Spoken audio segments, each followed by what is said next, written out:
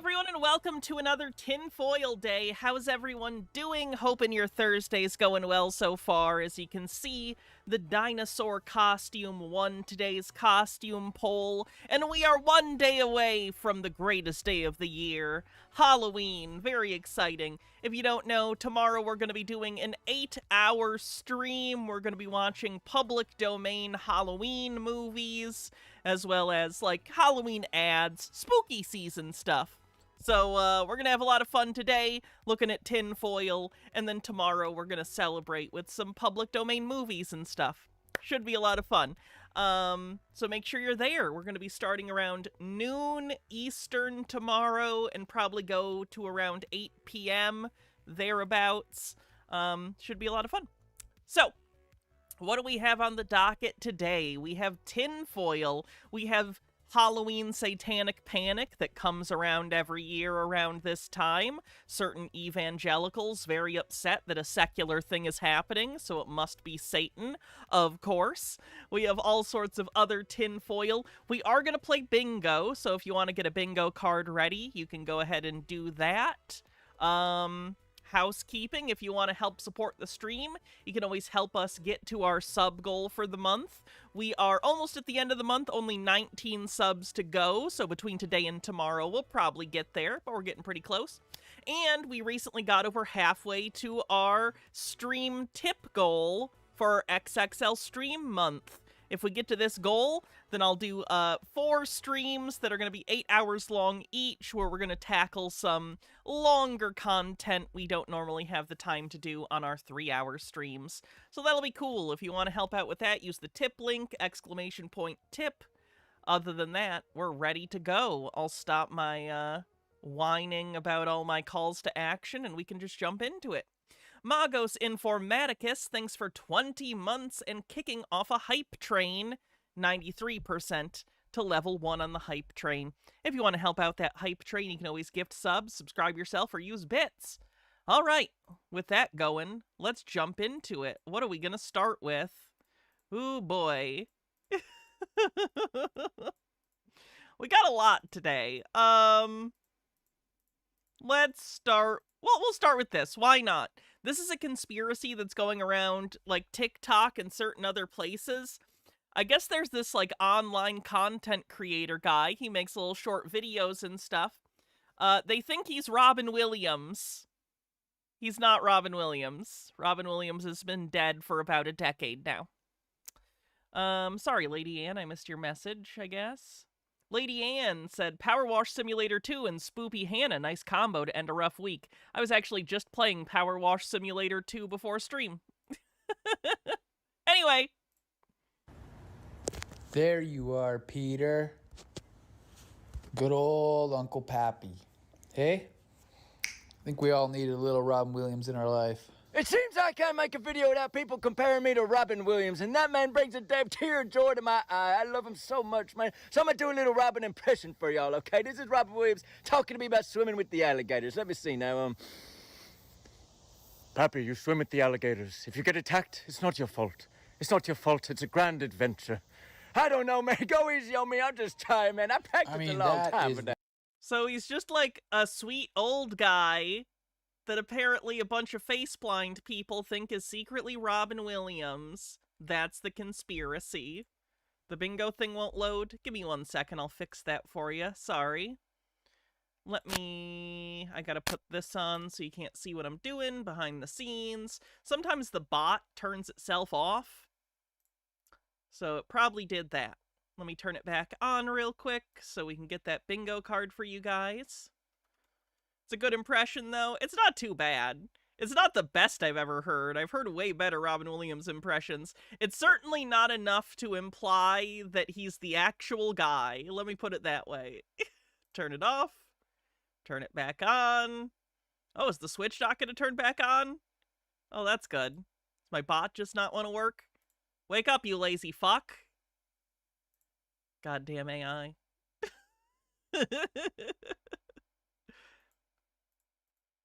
Alright, let's try it again. Oh, it turned off again. Cool, cool, cool. Let's try that one more time. There we go. All right, that should be back to working. Sorry about that. Robin Williams' voice, if you ask me. That guy just dropped the voice he's putting on and put on Robin's voice. That's wild. He does another impression too, and it is another one of Robin's characters. Bang on. It seems like I can't make a video without a million people in the comments telling me I look like Robin Williams. So I've been practicing. Y'all got me practicing. I'm gonna try to do this. This is Robin Williams comforting the British after George Washington kicked their damn ass. Okay, let me see this. It's not your fault. He crossed the Delaware on Christmas Day. It's not your fault. I don't know, man. I'm trying. Man, thanks for all the lovely comments. I love Robin. He's the best, man. Keep on rocking. This guy's got an interesting personality. Nemazor, thanks for gifting 10 tier 1 subs. Getting us over level 3 of the hype train. Yeah, he makes the same joke every time. That's why I'm not that impressed by it. Like, he can do a voice, but he can't really say anything Robin Williams would have said other than things he said in his movies. Anyway, then the guy just plays the scene from Hook a little bit. And that brainless fungus! That is Robin Williams' dad, his Uncle Pappy. And he says a lot of stuff that's very similar to Robin. He's got the same mannerisms. I mean, he's saying similar stuff because he's doing an impression. That's intentional. It's weird that you don't get that. Stone Corbell, thanks for gifting 5 tier 1 subs and getting us over level 4. The same quick wit, the same types of jokes that he'll just pull out of there. And Popeye is underrated by... Oh, Ashley 1-up, same brain. Popeye is underrated. I don't think Popeye's that bad. Is it the best musical ever written? No, in fact, the musicals are probably like the least good part of it. But it's an endearing little movie, and it's pretty cute. Hydrate. Will do. And he even has one video where he's always just saying motivational, life-inspiring stuff, which is very much how Robin kind of talked. And he... Is it? Are you confusing Robin Williams with his movie characters again? Feels like sometimes people don't understand the difference between a character a guy played and the guy. Fenekagami with 46 months says, I had off work for today, so now I'm doing stuff for my house and making my son's Halloween costume. Cool! What's your son going as? And he has this one clip where he even mentions Shakespeare, how the whole world is a stage and we're all just playing characters. So there's little tells, man. I don't know what's what, but Ain't nobody's papa. This is Popeye's dad in the Popeye movie. You one-eyed, fish-faced, sissy-pated, snipple-snapple.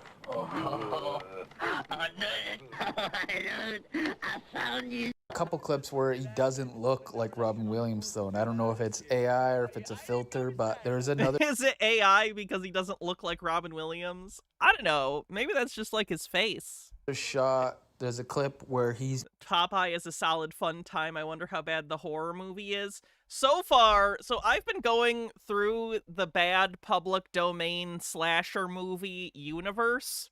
So I made it through the first two Winnie the Pooh, Blood and Honey movies so far. They're both terrible in completely different ways. I wouldn't recommend them. It's not a so bad it's good watch. It's just shit. It's creatively bankrupt. I think the guy who's the producer behind them are like a tech bro, crypto bro douchebag. They're fucking terrible. Yes, there's a second Blood and Honey movie, and it basically retcons everything from the first movie. So it's like, why did I even watch the first movie? No, okay. Sweet Lily Love, you don't understand. You're comparing to Neil Breen. You do not understand. Neil Breen, for all of his faults, is a creative person doing his best. No one working on these public domain slasher movies gives a fuck about him. They are all there to get a paycheck. They all know it's cynical. It is not so bad, it's good. It just sucks. I hate it. Like, it's so bad. Do not watch that shit. Anyway. He's not wearing his glasses and he doesn't have a hat on.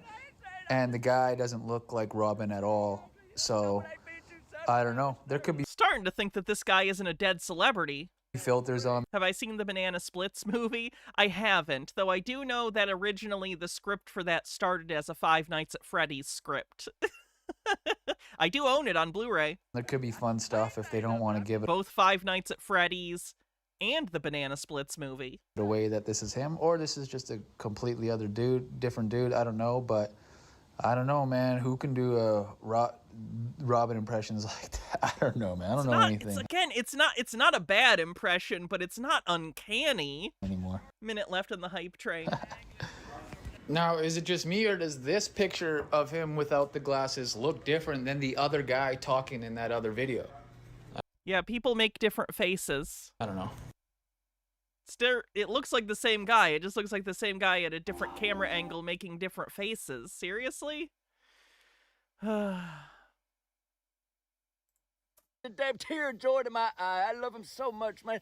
Have I seen Willy's Wonderland? I thought that one was okay as a Nicolas Cage vehicle. I don't know if I'd watch it again, though I do own it on Blu-ray. Do a little Robin impression for y'all. Hannah mentions Blu-rays on the bingo card. Okay, this is Robin Williams talking to me about swimming with the alligators. Let me see now. Pappy, you swim with the alligators. If you get attacked, it's not your fault. It's not your fault. It's a grand adventure. I don't know, man. Go easy on me. I'm just tired, man. I practiced a long time for that, man. Now I want to watch Hook. Oh, so that's the Robin Williams conspiracy. This is the same guy. I'm starting to think that this guy just has face blindness. He thinks that Morgan Freeman is Jimi Hendrix. Because these are the only two black people he's ever known of, I guess. Thanks for the hype train, everyone. Jimi Hendrix is Morgan Freeman. And honestly, this one seems like it's not even that far of a stretch. They look so similar. This is a clip of... I just want to be clear. You could, like, pull up Morgan Freeman in the 70s, too. It's weird that you're pulling up 70s Jimi Hendrix, but, like, early 2000s, maybe 2010 Morgan Freeman. He was on The Electric Company. You can pull up 70s Morgan Freeman. Hold on. Yeah, see? This is Morgan Freeman in the 70s. We know of him. He was on television. He was on public television with Spider-Man. Morgan Freeman, 1971 or something. Yeah. Oh, okay, so you are gonna show it. So you are aware. Okay, very weird. Electric Company, which was, I guess, his, like, breakthrough performance, and he's a DJ on the show or something. So 1970, Jimi Hendrix dies, and then 1971 is when Morgan Freeman gets his breakthrough performance as an actor. Pretty cool. I mean, the biggest thing is they actually do look kind of alike. Like, it's not that crazy. Maybe Pretty crazy. someone could go into the details and really look at these two to see if... I mean, they look similar. So that's a big part of it. And I myself only really know Morgan Freeman as an older person. There's even a clip where Morgan Freeman basically makes a joke about how he was mistaken for Jimi Hendrix, like way back in the day. So I don't know. I could believe it. Here it is. That's the video. We did it. So much effort, really. How much hard work went into that video? I don't know. I kind of just vibe it out. I think it's him. That's the video. Jesus, people are lazy. Bunker Cat, thank you for the raid. Welcome, Raiders. I'm Hannah. Today we're looking at all sorts of tinfoil. We're looking at different conspiracies and conspiracy theorists, talking about what they believe, why it's not true, and the weirdness of it all. It's a lot of fun. We look at conspiracy theorists all the time and play tinfoil bingo. So get your bingo cards ready if you'd like to play. Check out Bunker Cat 36 here on Twitch. Could a mod do a shout-out command, please?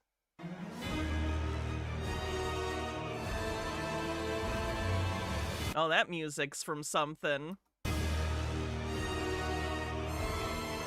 No one tell me. Ghostbusters? Question mark? Sounds Ghostbusters-y a little bit, maybe.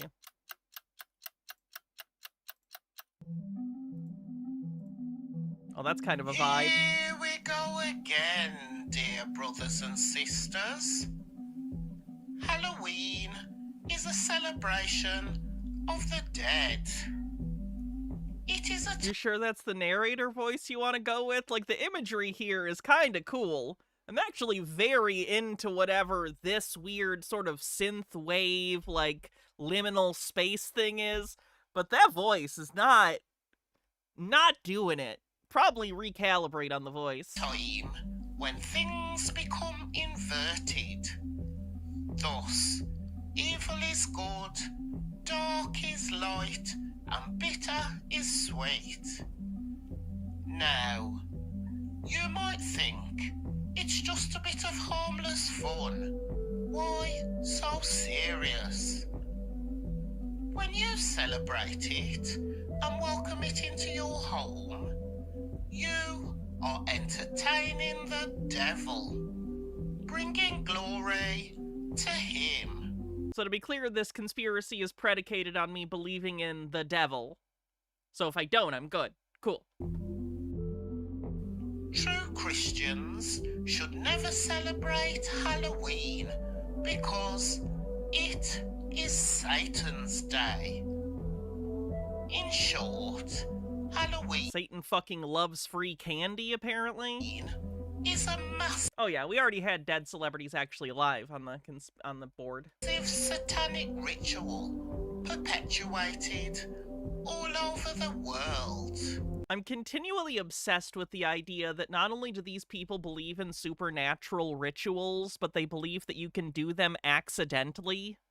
Isn't that crazy? They think that you can accidentally worship something. Doesn't the act of worship in sort of a metaphysical way require intent?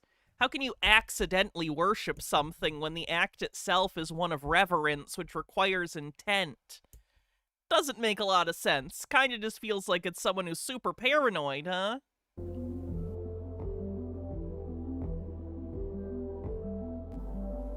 You adulterers. Yeah, you probably should have stuck with the other imagery. The Halloween screensaver is not as spooky as the synthwave. Don't you realize that friendship with the world I'm not sure if this is AI. It's certainly like a generic screensaver, but I don't necessarily think it's AI. Like, there's nothing immediately that makes my brain go, that's nonsensical.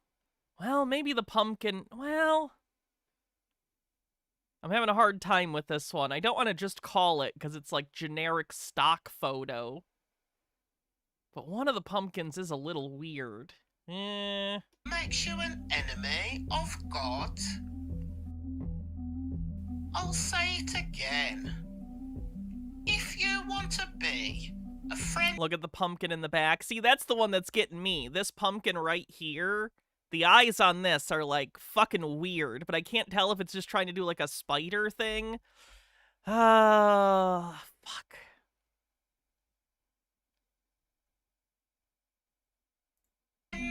of the world, you make yourselves... Innocuous Blonde with 100 bits says, yes, this exactly. My cousin thought the kids she babysat were somehow yapping into dark magic by playing pretend Harry Potter style.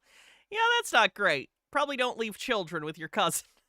an enemy. The trees in the back look weird. Alright. I don't know if you guys are you convincing me?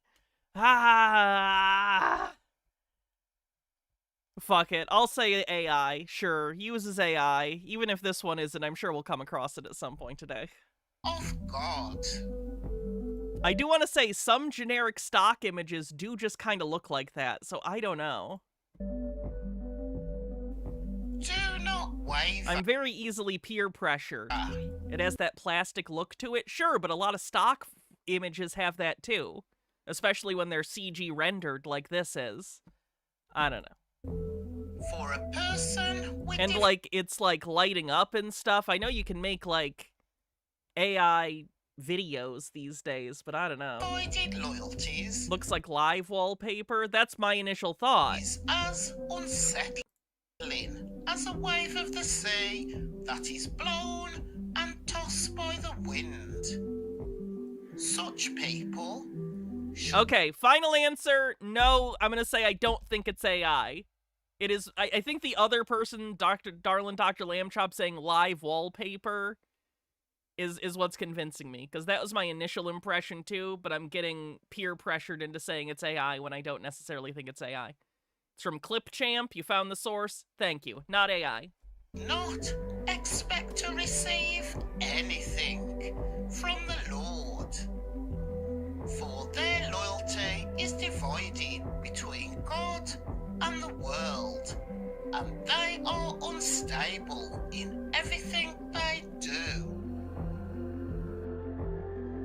And when you are being tempted, do not say, God is tempting me. God is never tempted to do. It's a tool for making reactive videos to sounds. I don't know what that means. Wrong. You would have to explain that using none of the words you just used, because I don't know what the fuck that means. Fenukagami says, speaking of paranoid, I have a Trump supporter who believes in aliens and thinks they may have created humans for experiments, and thinks there's some sort of surveillance matrix because, in his words, ever since I was a kid, I felt like I'm being watched. Oh, and he quoted Pascal's wager to me. Okay, well, that person might have paranoid schizophrenia, and they should probably get checked out for that. The lights glow in reaction to his words. I see! Okay, that makes sense. That makes tons of sense. Okay, so not AI. And he never tempts anyone else. Temptation comes from our own desires, which entice us and drag us away. These desires give birth to sinful actions, and when sin is allowed to grow, it gives birth to death. Oh, the joys of those who do not follow the advice of the wicked. Okay, I'm gonna move on, because that guy's voice is annoying me, and we spent most of the time there debating whether or not it was AI anyway, so we can move on. Oh boy. Hey, it's another one of these ex-Satanist grifters. This guy's appearing on CBN. Let's see what he has to say about Halloween. Rion Swigular. I can't believe what happened to Aang when he grew up. Poor guy. You are a former leader in the Church of Satan, and you are now sounding the alarm That's definitely for real, guys. He's not just doing this for money and attention and to sell a book. He's for realsies. about the demonic realities of Halloween. Can you peel back the curtain for us?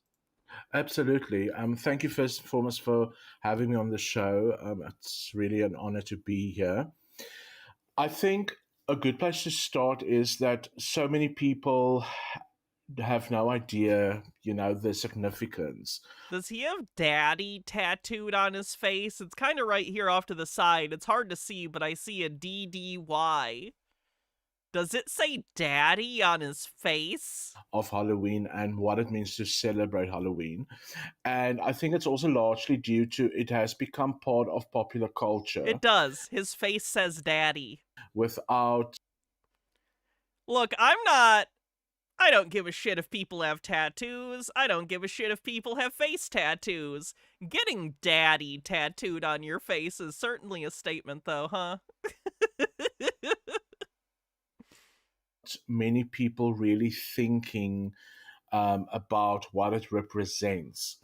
And I think what's even more concerning is that there's even Christians who are celebrating Halloween. Now, oh my goodness, they're celebrating a holiday that's been celebrated literally every year of all of our lifetimes and everyone who's alive in this country, and it's not a big deal, and you shouldn't freak out about it, you little babies. Oh, there's so many things to say here, but I think an important thing to say to start with is that Anton LaVey, who was the original founder of the Church of Satan in the States in the late 60s, he had a very well-known quote. Is he aware that in America we've celebrated Halloween since before Anton LaVey's Church of Satan? Like, I can go get you pictures of kids in costumes for Halloween from, like, the 40s or the 30s even. It certainly got more popular as the century went on, but it was a thing. It was a thing that's existed, like, before anyone on Earth right now was born. It predates every living person. What are you talking about? Where he said, and I'm talking about modern Halloween. I'm not even talking about, like, Sam Hain. I'm talking about, like, modern, commercial, trick-or-treat Halloween is older than any living person. it makes him so happy to see that Christians are allowing their children to celebrate the devil one night of the year. And the Puritans outlawed celebrating Halloween. The Puritans outlawed celebrating Christmas. I don't know if you know this. People who self-describe as Puritans, not a lot of fun at parties. What we are doing, if we are celebrating Halloween as Christians, you are actually having a one-night stand. It's pronounced Samhain. Excuse you, the real Ghostbusters character was named Sam Hain, so that's what I'm going with. With the devil. That's a simple way to put that. But everything about Halloween and what it represents, and it's all about death. So first and foremost in that context, but if we take it to the satanic context and why it's such an important day on the satanic calendar, and also the fact that it is the day of the year where there's the most human sacrifice around the planet, and quite often in or during Halloween, All Hallows Eve that evening, is also when people climb the ranks in the occult and in Satanism by practicing and by doing certain things. Hey, fun fact, none of this is true. This guy's a liar. He's lying and making shit up so he can get invited on TV shows. He's making shit up. There's a quick trick. You can just say shit that has no bearing or resemblance to reality, and people will just believe you. It's crazy. People have this thing called an inherent trust bias, and if you just say stuff, especially to the right audience, they'll just believe you, no matter how insane the things you're saying are. It's a pretty neat trick of living in the 21st century. You just make shit up. Crazy. Janerdy, with 25 months, says, to be fair, Hannah, there weren't any parties for Puritans to be boring at, because they banned them. So we have an atmosphere, a spiritual atmosphere of the celebration of death and the revels of death. And we know that the enemy came to kill, steal, and destroy. And the devil has never changed his modus operandi. Nemesaur says, I inherently believe you, Hannah. I'm sure that'll never backfire on you. I've never said anything incorrect ever, even unintentionally. I'm truly the perfect being, and no one should ever hate me. I've certainly never done anything that would justify people disliking me, and everything I'm saying right now is true, unequivocally. Sweet Lily Love with 100 bits says, this guy is stealing his ideas from Mike Warnke, a Christian comedian in the 80s who wrote a book called The Satan Seller with all these claims. He was totally debunked. Oh yeah, a lot of this stuff is ripped straight from, like, the Satanic Panic of the 80s and 90s. It's just on repeat. They're stealing other people's material, basically. We're watching a rerun. Ashley with 50 bits and a link. Hey, you really think someone would do that? Just go on the internet and tell lies? Who would do that? Why? What would they possibly stand to gain except money, attention, ego stroking? People never do things for money or clout, right?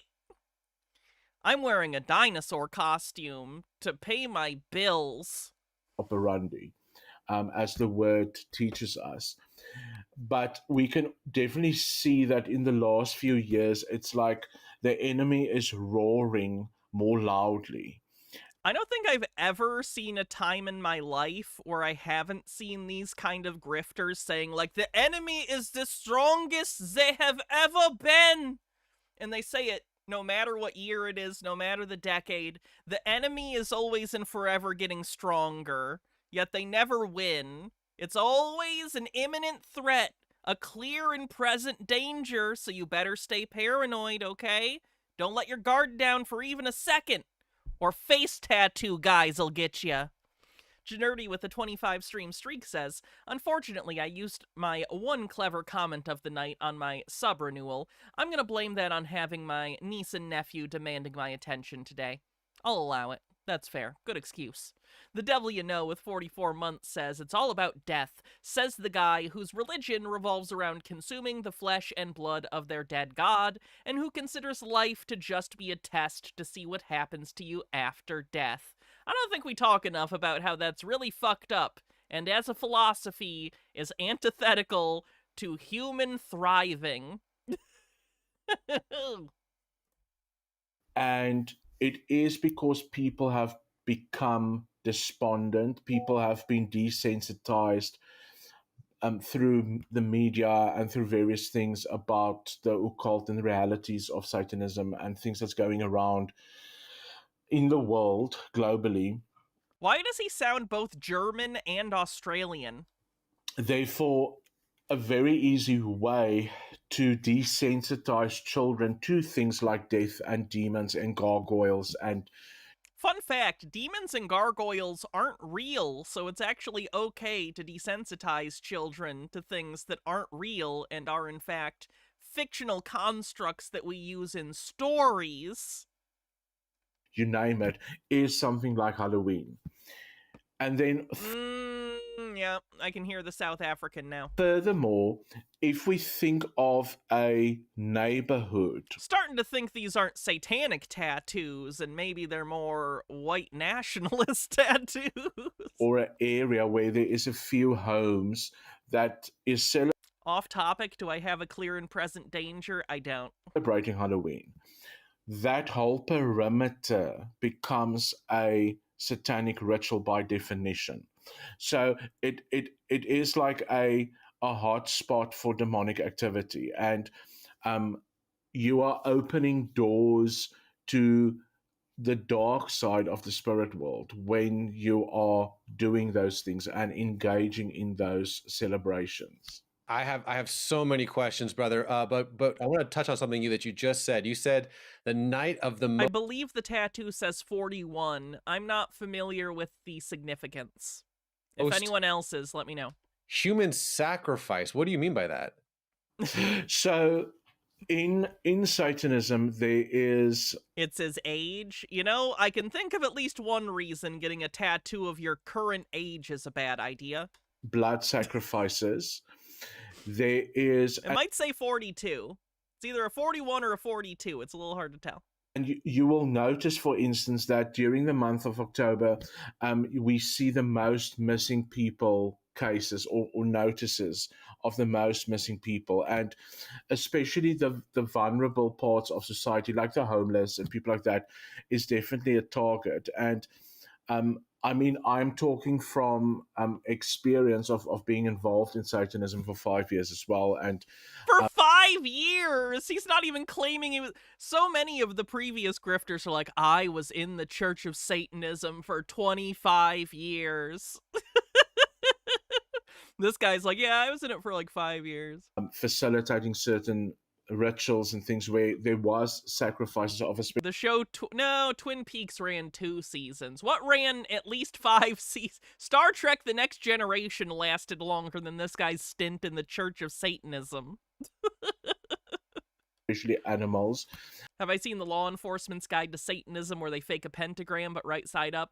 Yes, but I'm fairly certain that's a parody. I think even in that Red Letter Media thing, they realized by the end of them watching it that it is a satire. But it is a funny satire. I will grant you that. When they talk about anal constantly, quite funny. You know of what was going on globally around the world during that time. So blood has a currency in the spirit world. So blood is a physical thing, but it has a currency in the spirit world. So if Is the currency based on quantity or quality of the blood? you want to make negotiations or bargains or deals with the demonic, that is why you bring certain blood sacrifices. And the more purer a soul is considered to be, the higher the currency of that blood is. So we can also surely say, or I can definitely say today, coming from a background like that and having encountered Christ just over 3 years ago, the blood of Jesus is the highest currency in the spirit world. That is what The blood of Jesus is the highest currency in the spirit realm. Is it backed by the gold standard? Why is it like Jesus's blood specifically? it's so powerful and why it covers everything. And obviously, when we are in Christ, we are under that covering and we have that authority to pray in his name and to pray his blood, whether it is over our families or over ourselves, whatever, we have that authority. And like I said, the blood of Christ is the highest currency, because all blood does have a currency in the spirit world. And it's interesting when I talk to other people who come out of Satanism or out of the occult, who has firsthand experienced things, and Or grape juice if you're a Methodist. At my grandparents' Lutheran church, they also used grape juice. also encountered Christ. I could have been because I was a kid, I guess. Maybe the adults got wine. I got grape juice. And got out in that way, they will testify to the same thing. So you cannot really compare what happens in the occult. Bitterkren says, actually, the purest blood comes from Paraguay. They have the lowest consumption of microplastics. See, actually, demons see that as a drawback because they love the plastics. It's like salt. In terms of witchcraft and ritual, to the power that is Jesus Christ, once you got to know both sides of that equation. But you want to hear something funny? This is sort of related to the Baptist thing I was talking about. When I was being raised in a Baptist, I went to a Baptist school, right? I didn't go to a Baptist church, but the school I went to was a private Baptist school, and they did, the first class every morning was Bible class, was like religion class, basically, and they'd teach us stuff. And if you don't know anything about Baptists, Baptists aren't supposed to drink. Drinking is considered a sin to Baptists. And it's pretty funny because if you know anything about Jesus in the Bible, Jesus didn't say, like, certainly the Bible speaks out against drunkenness. Like, don't be a drunk. But the Bible does not say that no one should ever drink, right? In fact, Jesus's first miracle in the Bible is turning water into wine. Anyway, this Baptist school would straight up tell us, I'm not joking, they'd be like, no, when the Bible says wine, they don't mean wine like wine today. Back in the day, in Jesus's time, wine was just like grape juice. And that shit is so funny in hindsight, because it's like, what the fuck are you talking about? That's so ahistorical. Like, people drank alcohol all the time historically, in part because it was the only potable water, because the alcohol would fucking kill, like, microbes and stuff. Like, it's so... I can't believe they taught us that. Like, it was real. Just nuts. Did my dad know that? My dad is Catholic, so he is an alcoholic and does not see an issue with it. Anyway.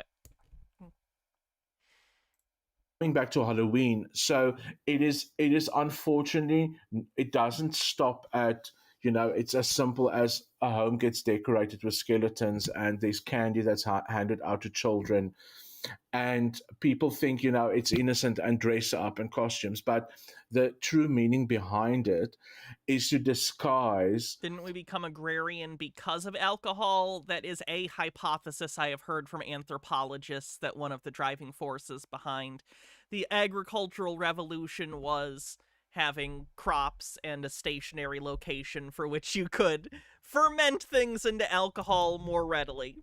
I've heard that as a hypothesis. I don't know how strong that is. I'm not an anthropologist. yourself in a certain way to attract certain demons.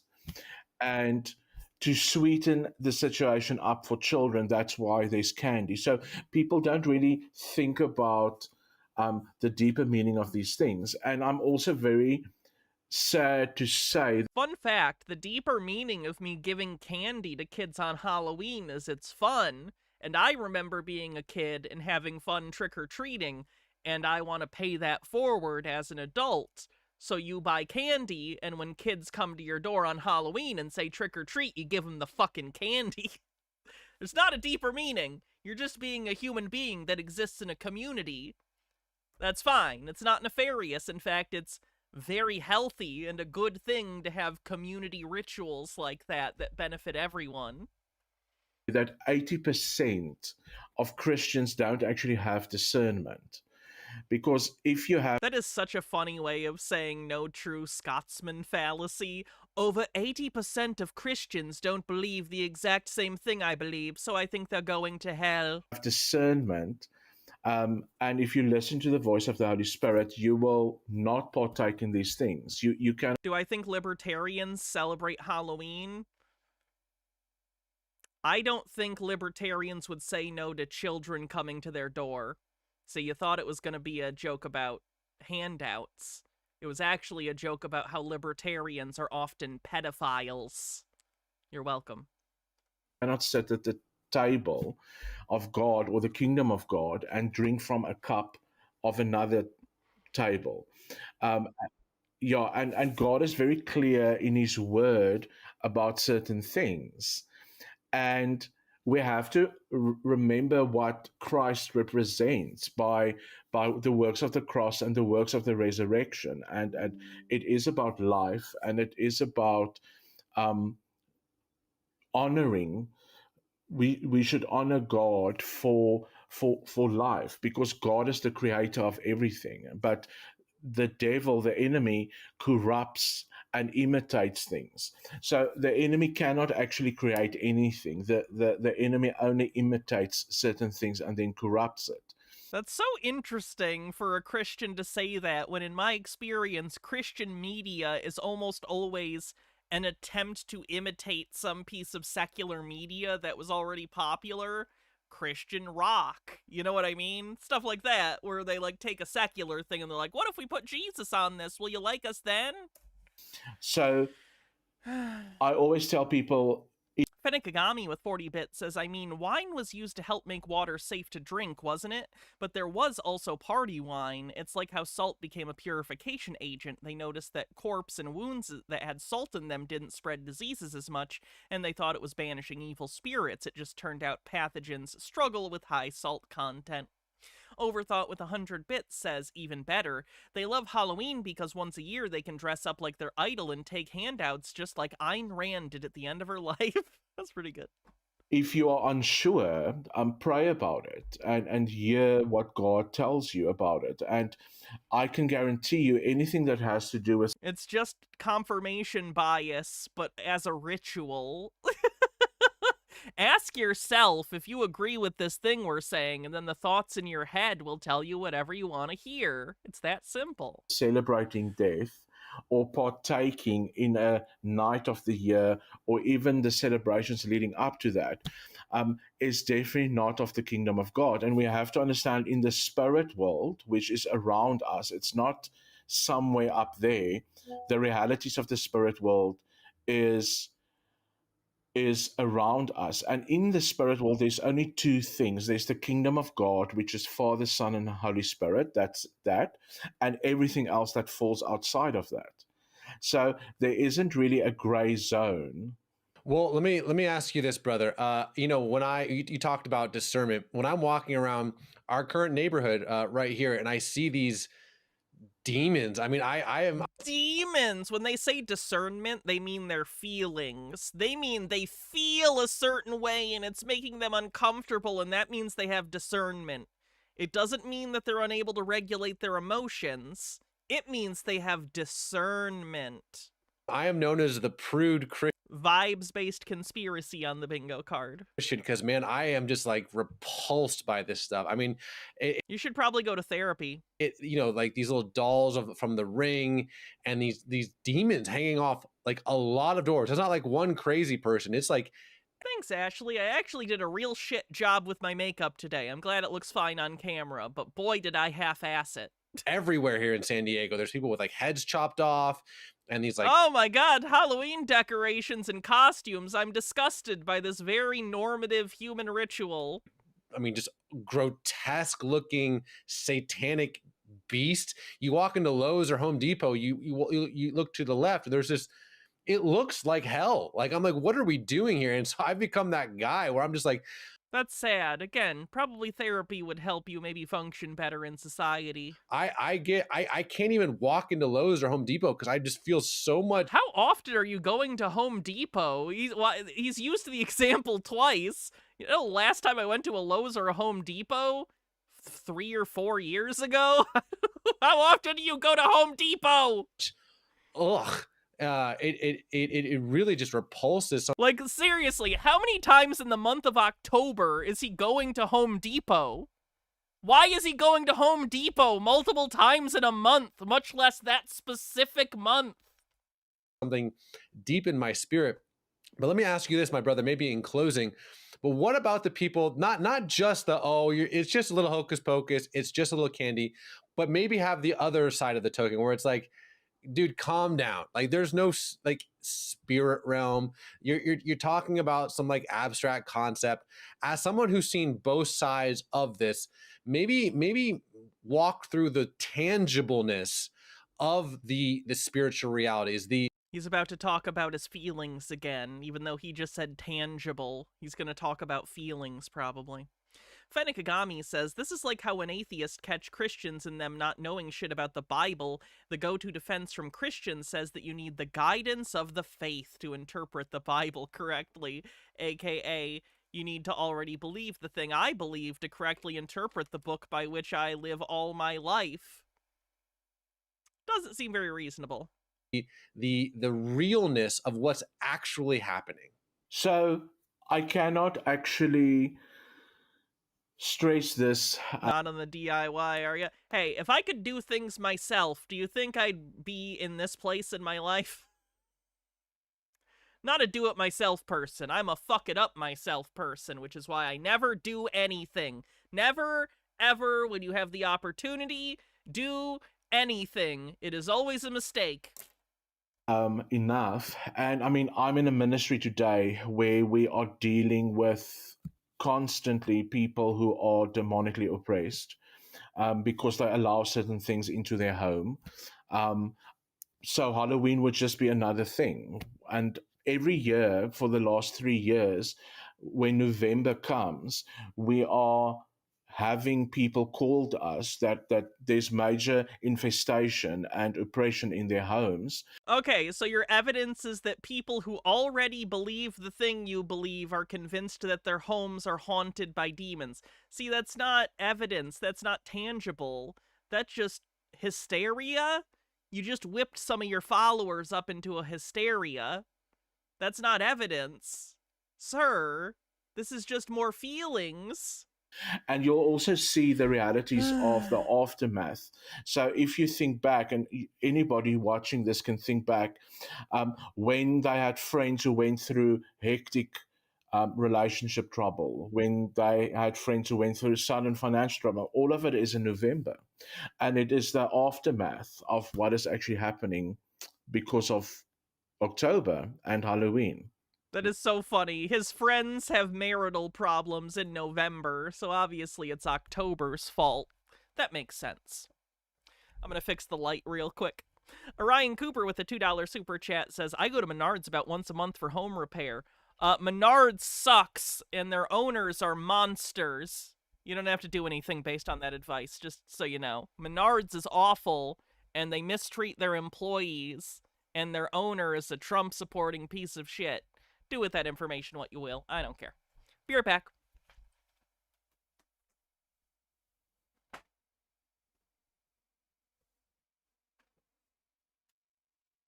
Yeah!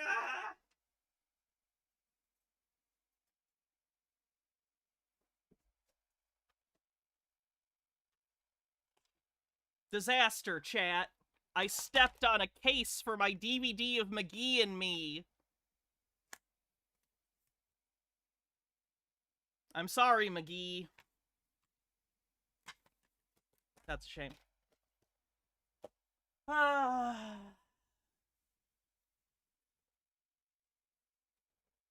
Alright, let's see what's next. It's alright, the disc is fine, and I have extra cases. It just sucks. Okay.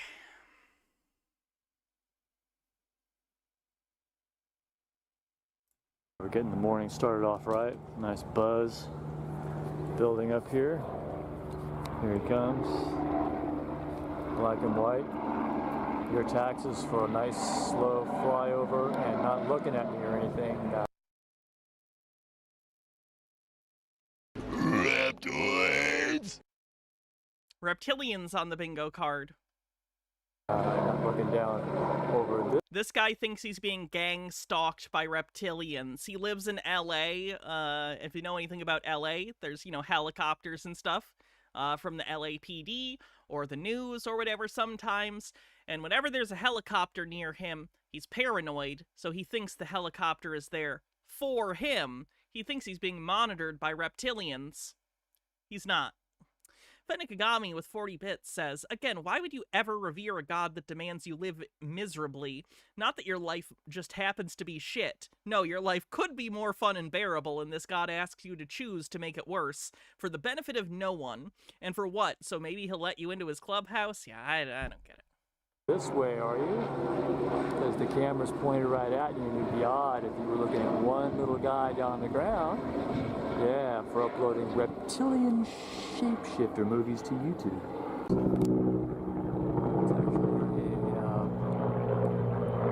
It's actually nice military-type choppers directly overhead for uploading reptilian shapeshifter movies to YouTube. Yeah, like, this one's not a police helicopter. I'm not sure if that's a news helicopter or a tourist helicopter, or just a general civilian helicopter.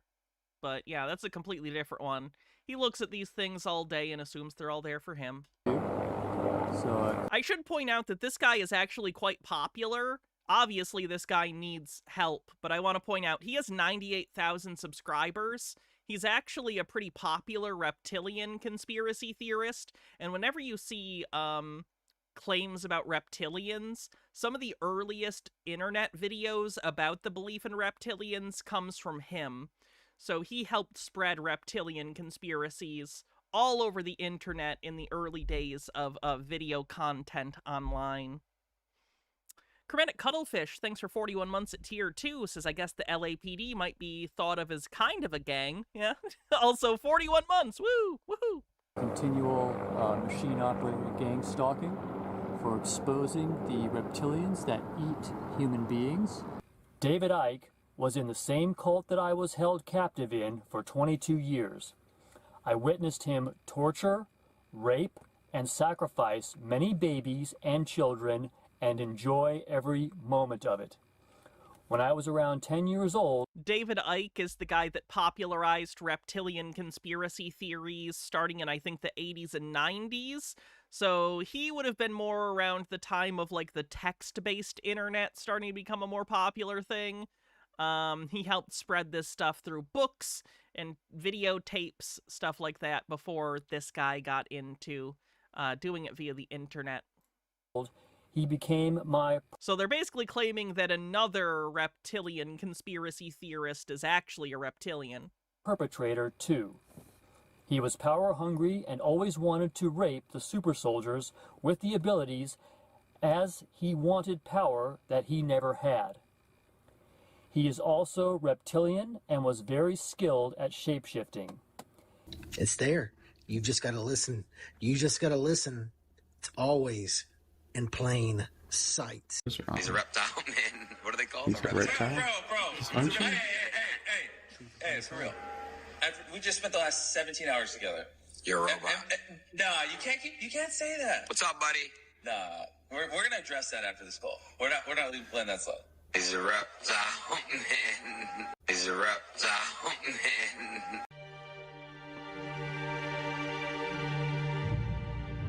man. It says Juliet Bryant saw Jeffrey Epstein turn into a reptilian shapeshifter that looked similar to this image.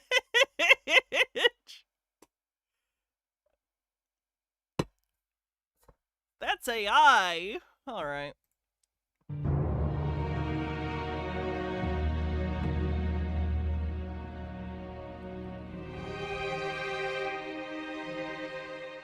As I've spoken about recently, I saw him shapeshift into something else in front of my eyes. You know, it looked like a sort of reptilian creature, like when I was in the bedroom when he took me there. And what I'm Oh my god, a screenshot from the Matrix. starting to realize is it was... You know, I have the Matrix on 4K. Why do I get the feeling if I pulled this scene up on my big 70-inch television and zoomed in on this exact frame in 4K, it wouldn't look like a claw. It would just look, you know, like motion blur, because that's what it is. Like when I was in the bedroom when he took me there, and what I'm starting to realize is it was probably like an alien creature. And it's hard talking about this because a lot of people think it's crazy. And I would also think it is. It was crazy. But yeah, it doesn't understand how cameras work on the bingo card. Fortunately, I saw it. All right, we have an approaching helicopter. Will we get a direct overhead? Let's stop here and see. Here he comes. So it's an arrival home buzz. I'm just coming now from my RV. Can't zoom in with this camera, otherwise I'll lose focus. But yeah, that's a direct overhead. So that's a helicopter buzz. That is a... I'm curious what percentage of people go around this paranoid. Like, it's gotta be like, it's not a lot. Like, maybe 0.001% or so. I don't know. I'm just throwing a number out there. I'm giving you an idea of how small I think the number is. But that's still a lot of people with how many people are on the planet. Part of a psychological warfare campaign for exposing reptilians that are apparently in charge of this planet, and they just put a 74-year ban on any information about Three-Eye Atlas. Notice how he turns around? How he, once he passed overhead, but he makes that turn right there. See that turn he made? So one thing is that the helicopter attacks have been markedly decreased. I feel like the thing about, like, people who are functional but paranoid, probably hard to get a sense of the numbers, because if you're a paranoid individual, you're not going to be incredibly receptive to some sort of self-reporting, like, poll, right? Because you're paranoid, and you're going to think it's part of your delusion. But the traffic attacks have increased, so it's really weird. What I think they do, you may have remembered this from the anime My Otome.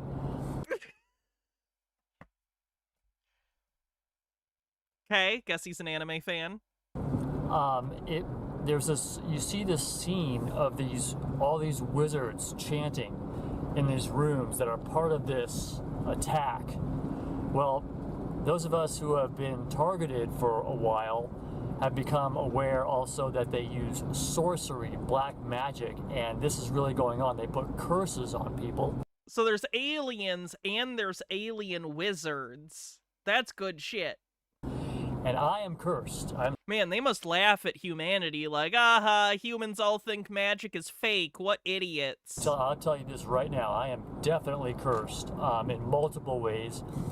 That can be from sin, and probably is. Sorry about this lighting here. It is.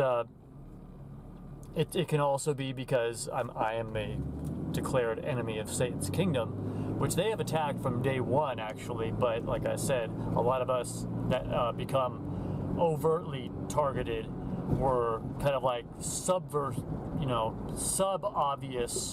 targeted before then. Just unbelievable stuff coming against us. Okay, we have an approaching helicopter as I was about to enter into the establishment, so the plan was to buzz me as I walk down into here.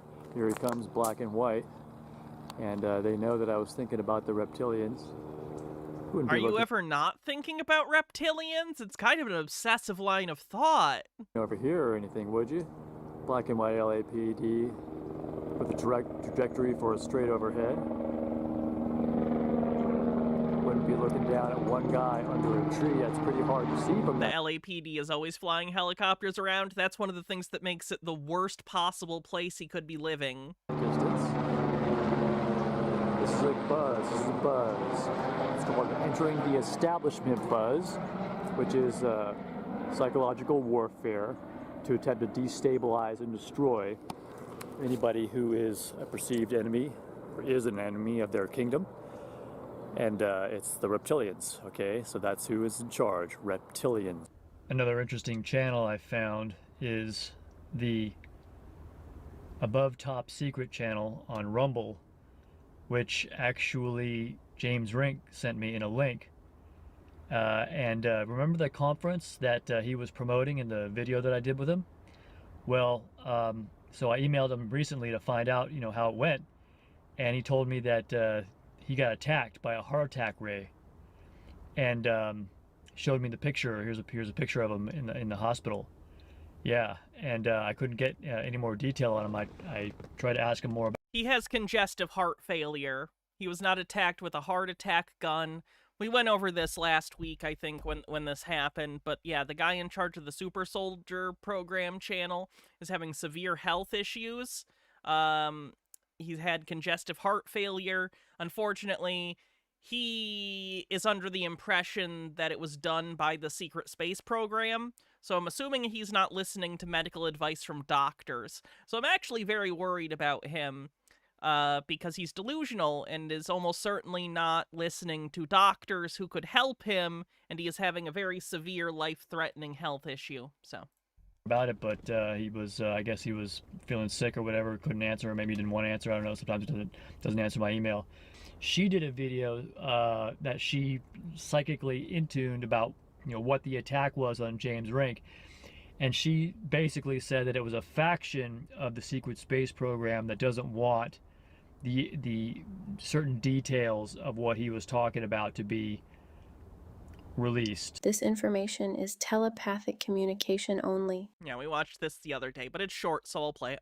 Written into scripts and then read by me and text-to-speech software. Enjoy. James Rink got attacked by the SSP recently. He said it was a heart attack. What did they use to attack him, and why did they decide to do that? The attack vector was consistent with a directed bioenergetic assault layered through neurological resonance induction. Word salad on the bingo card. Not a natural cardiac event.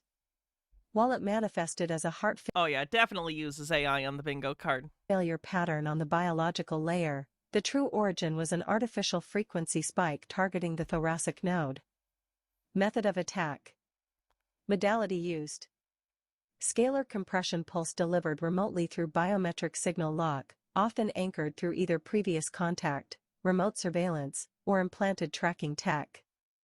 Targeted system. The vagus nerve heart axis, specifically calibrated to mimic a natural cardiac stress event.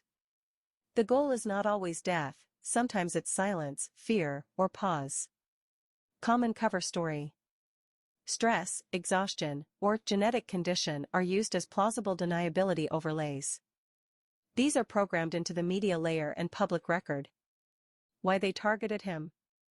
Rink has been telegraphing unapproved signal overlaps, drawing visible links between memory fragments, handler tactics, cloning, and inter-program bleed thrusts that certain factions within the SSP do not want synchronized in public narratives.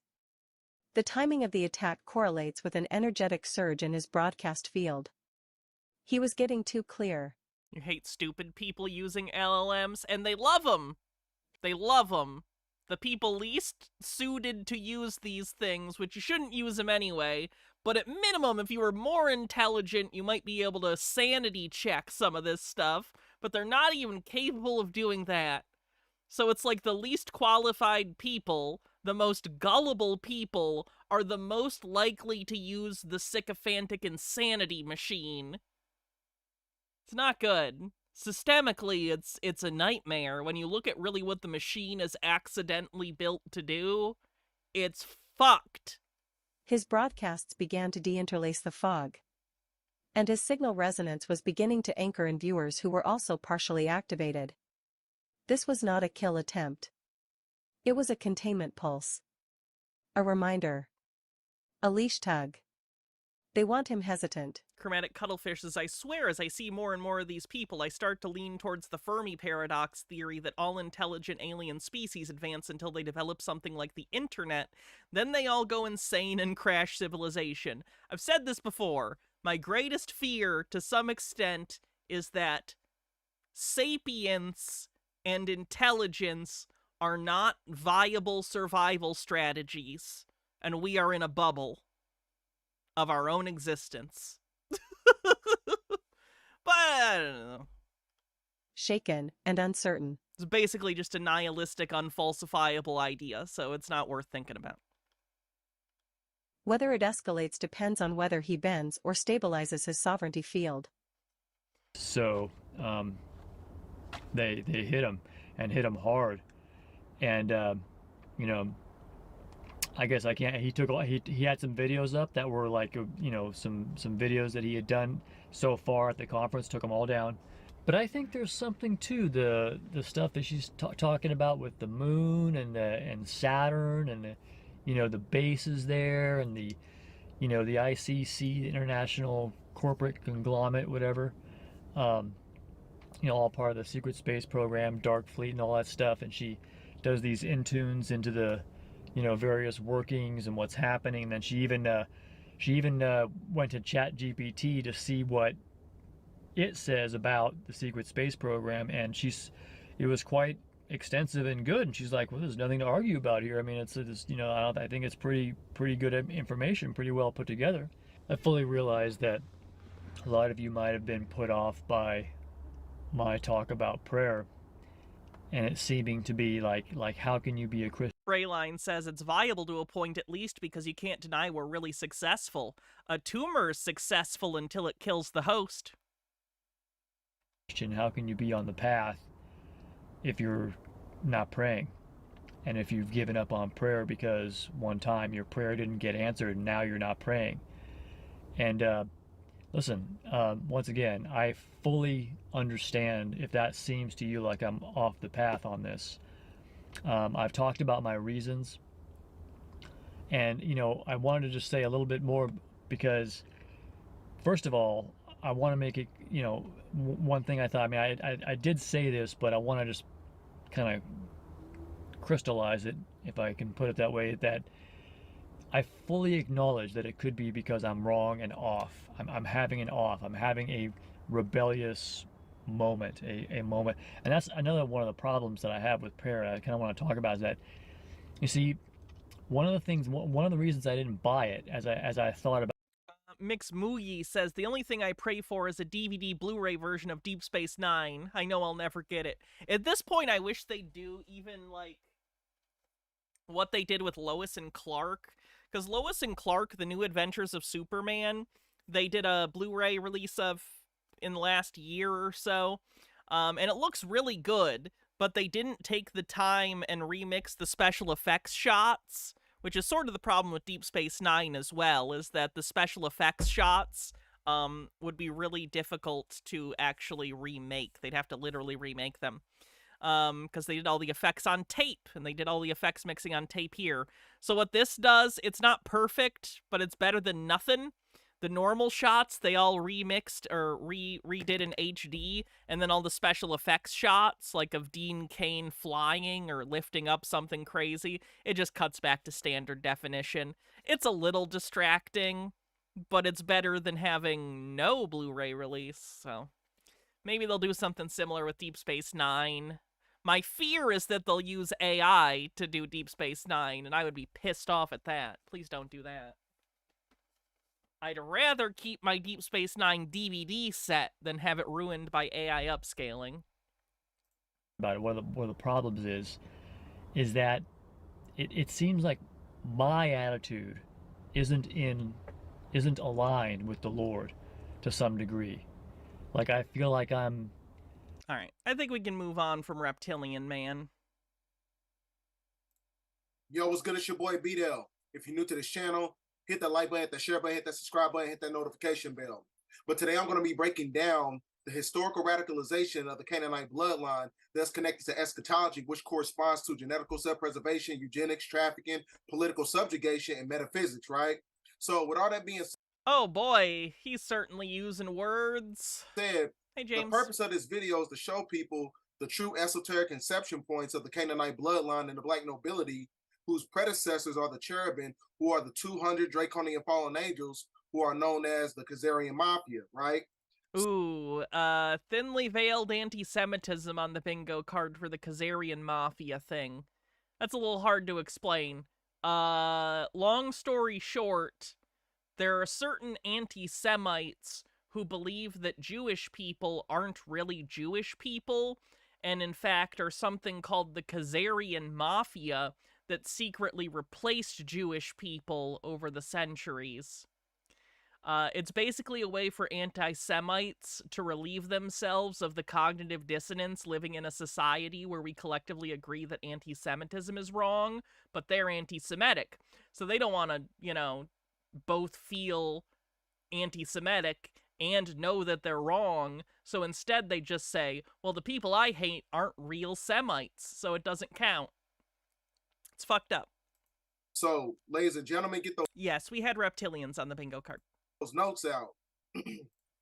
It's a lot of information we're going to cover tonight. It's a lot of information. I don't even know where we're going to start at. But what you got to understand is that the book of Enoch was written in 161 BC, right? And it's basically telling you the inception points of the Canaanite bloodline on how the Nephilim, or the 200 fallen angels, the draconian race, they came down and made it with the devil you know says, today I'm going to be breaking down. Mister, you broke down long before this. The daughters of men. And the daughters of men is the Canaanite bloodline. We're going to break that down. Right? So first, what you got to understand is when you look at this, when you look at the sealed portion of the final statement of the priesthood, it tells you about Lucifer and his followers began a considerable success with some species of animals, right? Who possess bodies like bodies of Adam and Eve, basically. So Lucifer permitted the laws of heaven. What is he reading? It's called the sealed portion, the final testament of Jesus Christ. Oh boy. And began to interbreed with certain species of with other species until they formed an animal that was very much onto like the bodies that were created for Adam and Eve, right?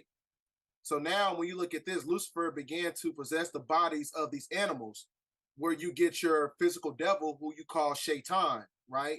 And Shaitan means to be wicked and recessive, right? So this is all... Satan means...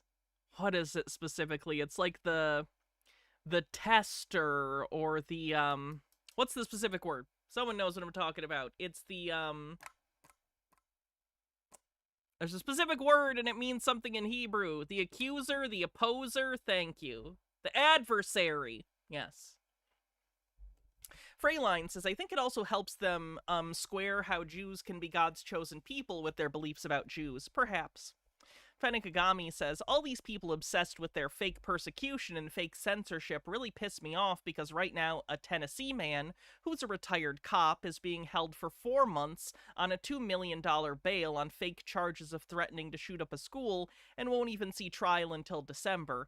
His real crime? Sharing a tweet saying Trump's full of shit to accuse the left of being violent by mortgaging Trump's violent language, or rather montaging Trump's violent language. Wow. That sucks. All connected to the genetical splicing that took place. So now when you're talking about his name is Esau, he's European in America. So I need you to understand something. Not all Europeans are connected to the Canaanite bloodline. Now, the great majority of them are Nordics, who are part of Ashtar Command, who are the Pleiadians, and you got some of them who are... Pleiadians. I missed Devil's bits, sorry. The Devil You Know says, today I'm gonna... No, I read that. Are also Flugerides. Yeah, we'll go over the bingo card after this. Who were part of the genetical splicing program that took place on the island of Patmos. So now, what you got to understand is that Esau... Did he play Assassin's Creed Odyssey? The Edomite is also in symbiotic connection with the Canaanite bloodline, because there's 11 different bloodlines of the Canaanite. So when you go to Genesis 25:25, it tells you the fallen angels, the wicked, evil ones, created the fixed position reality, the materialistic third dimension. They created it for the wild man, who is the Caucasian or the Gentile, or you consider the Europeans, right? And it tells you that it first came out red all over like the hairy garment. And you're talking about the wild man, because the wild man, when you go look at this right here, it says the wild man of the woods, who's basically inhabited Europe, and they were considered and to be depicted and covered in hair, right? And his name is. So he's trying to connect European bloodlines to Esau from the Bible, the brother of Jacob, whom Jacob stole his birthright from for a bowl of soup. Okay. Esau, the Edomite, which is part of the cursed bloodline of Canaanites. So this is where we get into the mythology. Okay, so he's including Yakub in this. That's interesting. He's including Yakub. This is part of that Moorish science temple thing, I think.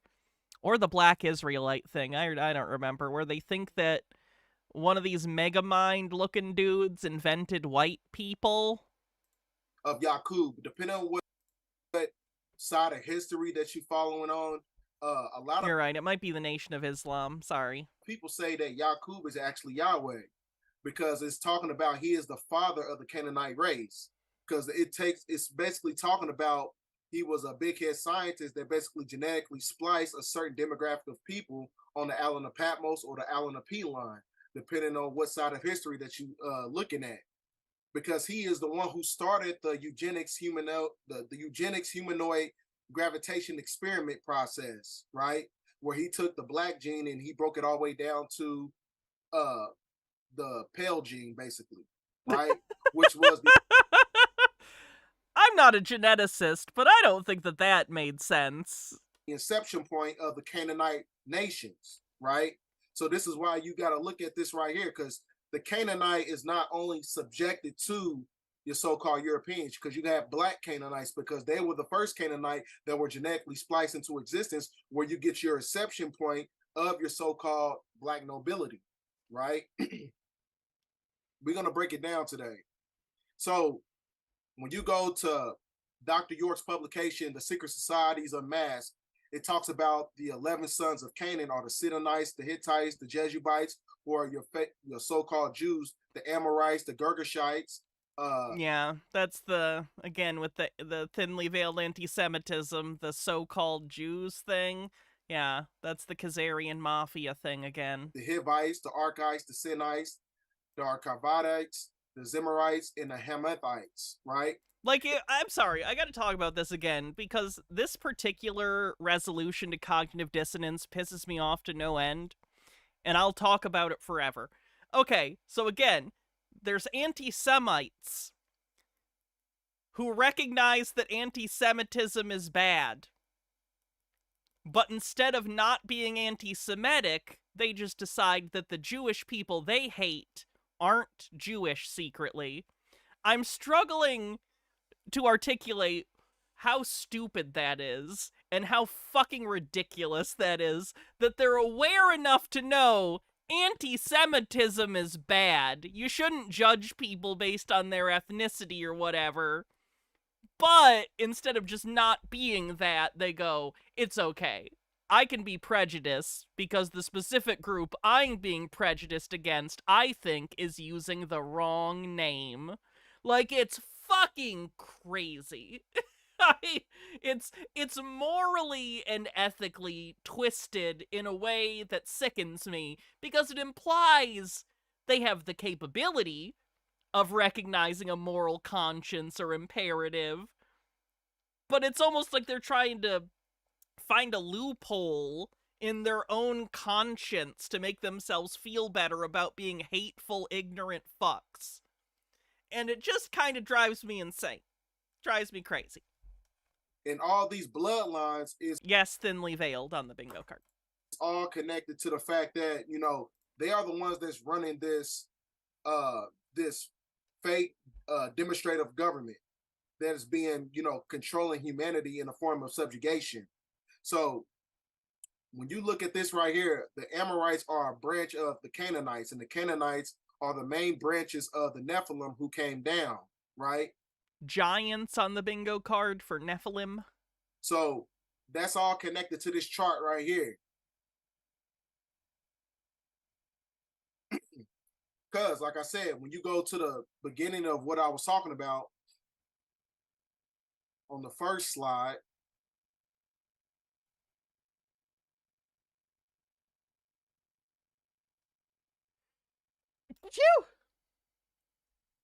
it says that Lucifer interbred with a certain species, and that species is your Canaanite. Because when the Nephilim came down, they made it with the Hemorites, the Amorites, the Edomites, the Canaanites. Because that is the Nephilim. They was Skipazoa with 100 bits says, kind of like Holocaust denialism. They know the Holocaust is bad, but they like it. But they know it's bad to like it, so they pretend it didn't happen. Yeah, basically. Cast down. It's a good example. From Riffran, who was also known. People resolving cognitive dissonance in the worst possible way. It's Chronos, that is basically equated to Kratos, Krasi, chronology, democracy, the shadow government that controls the Khazarian mafia, the Ashkenazis use and the Rothschilds. All right, overt anti-Semitism. He just said it. He just said it, so overt anti-Semitism as well. Fenekagami with 40 bits says, that's just as stupid as saying that Nazis were wrong to do the Holocaust because they had false consciousness, i.e. what they believed about Jews was wrong, which implies that if they were right, it was justified. I've never heard anyone say that.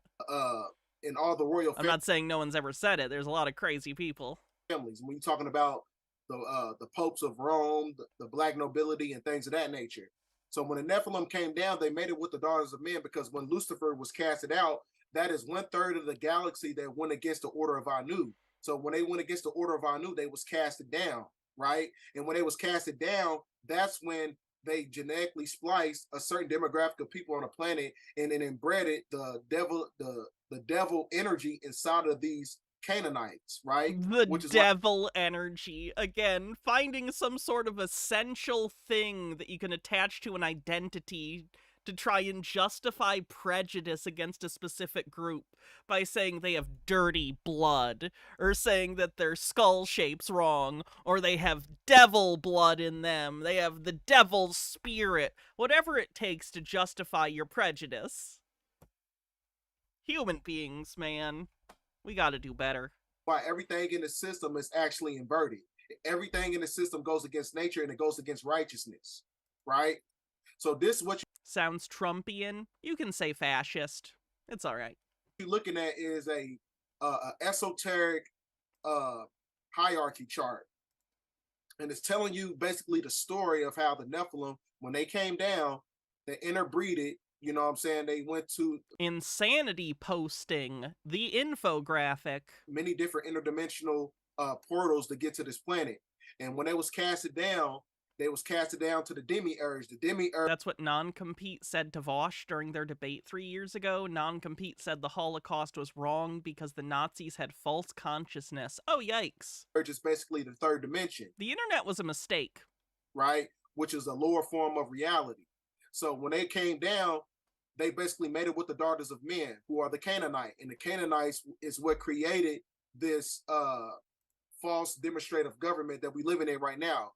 They created the Jesuit order. They created, you know what I'm saying, these pharaohs. They created these emperors and the Council of 13 and the Vatican and things of that nature.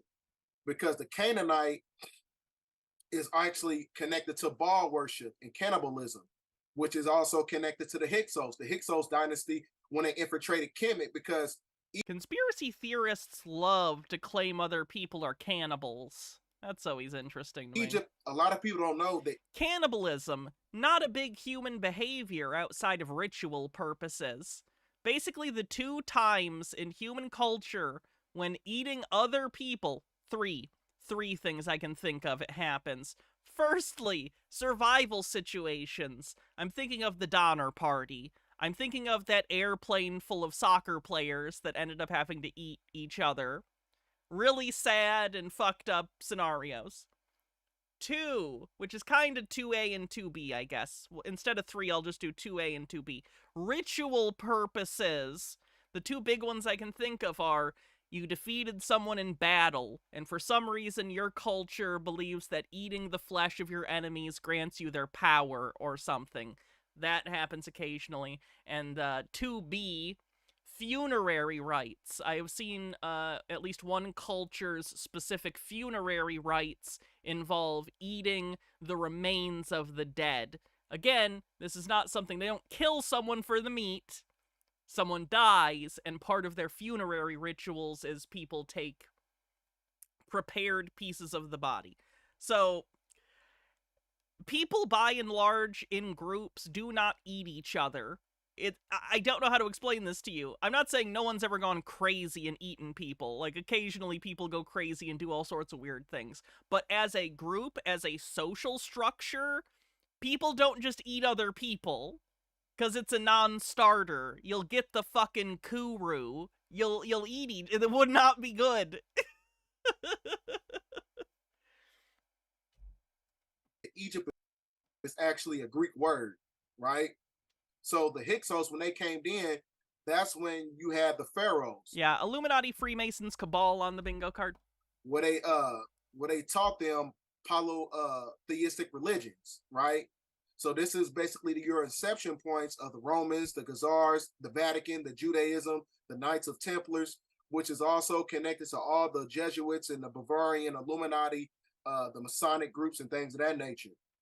So this is basically the inception point. Amber says medical cannibalism was also a thing, i.e. Victorians thinking mummies have healing powers and shit. Yeah, they did a lot of weird stuff with mummies. Mummy brown was, for instance, a specific pigment that was used by grinding mummy remains and turning them into paint. They used mummies as fuel for trains. The English really, really disrespected the dead of Egyptians. Really not great stuff. Of how, everything started to take place. When you're talking about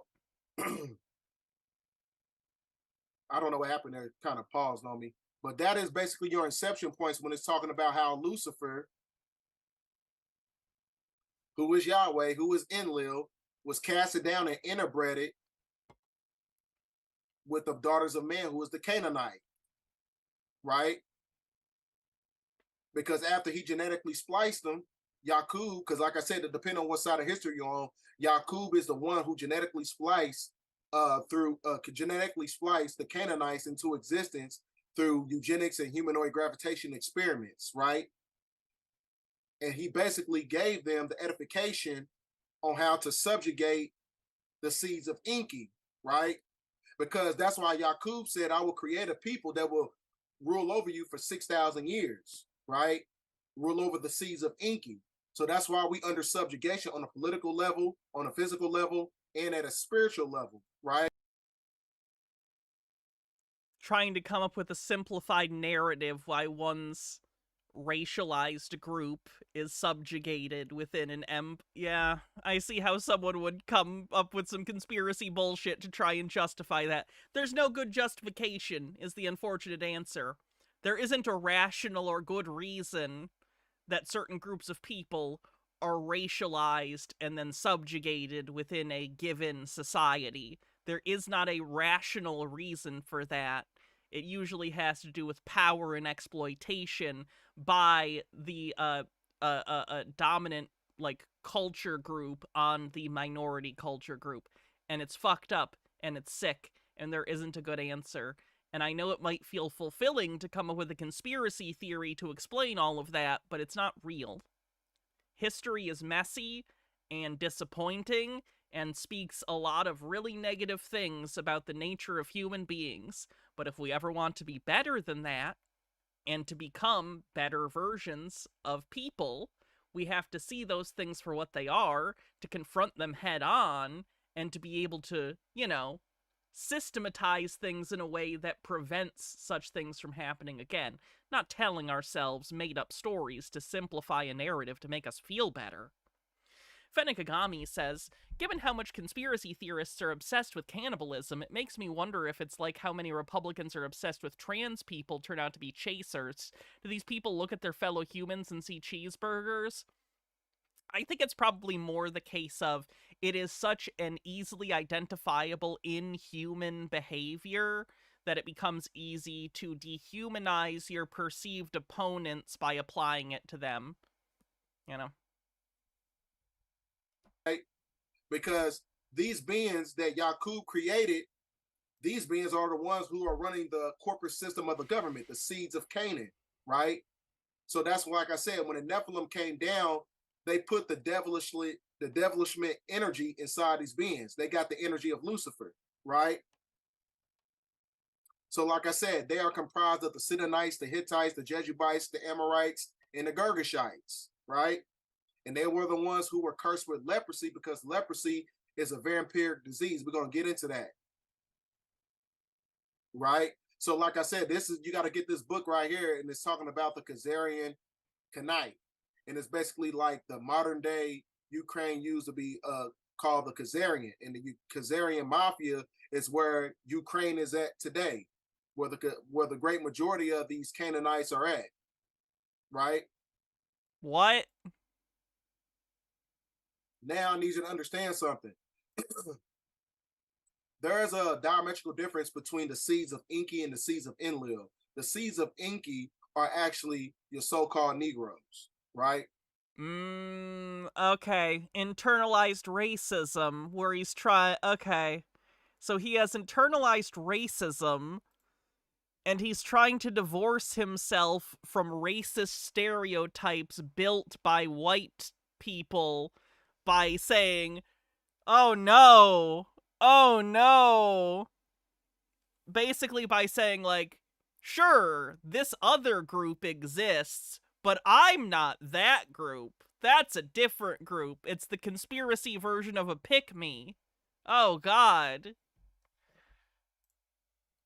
Your blacks, Puerto Ricans, Latinos, but your seeds of Enlil is basically comprised of the Egyptians, who are basically your Hyksos, and your Ethiopians, the Libyans, and your Canaanites, and other demographics of the Canaanites, the 11 bloodlines of them, which is comprised of your 13 bloodlines of your Illuminati. Those are the seeds of Enlil. Those are the diametrical differences between the bloodlines and between the two, right? So I need you to understand that. So now, when Yakub, he genetically spliced these beings into existence, the great majority of them were cursed with leprosy, right?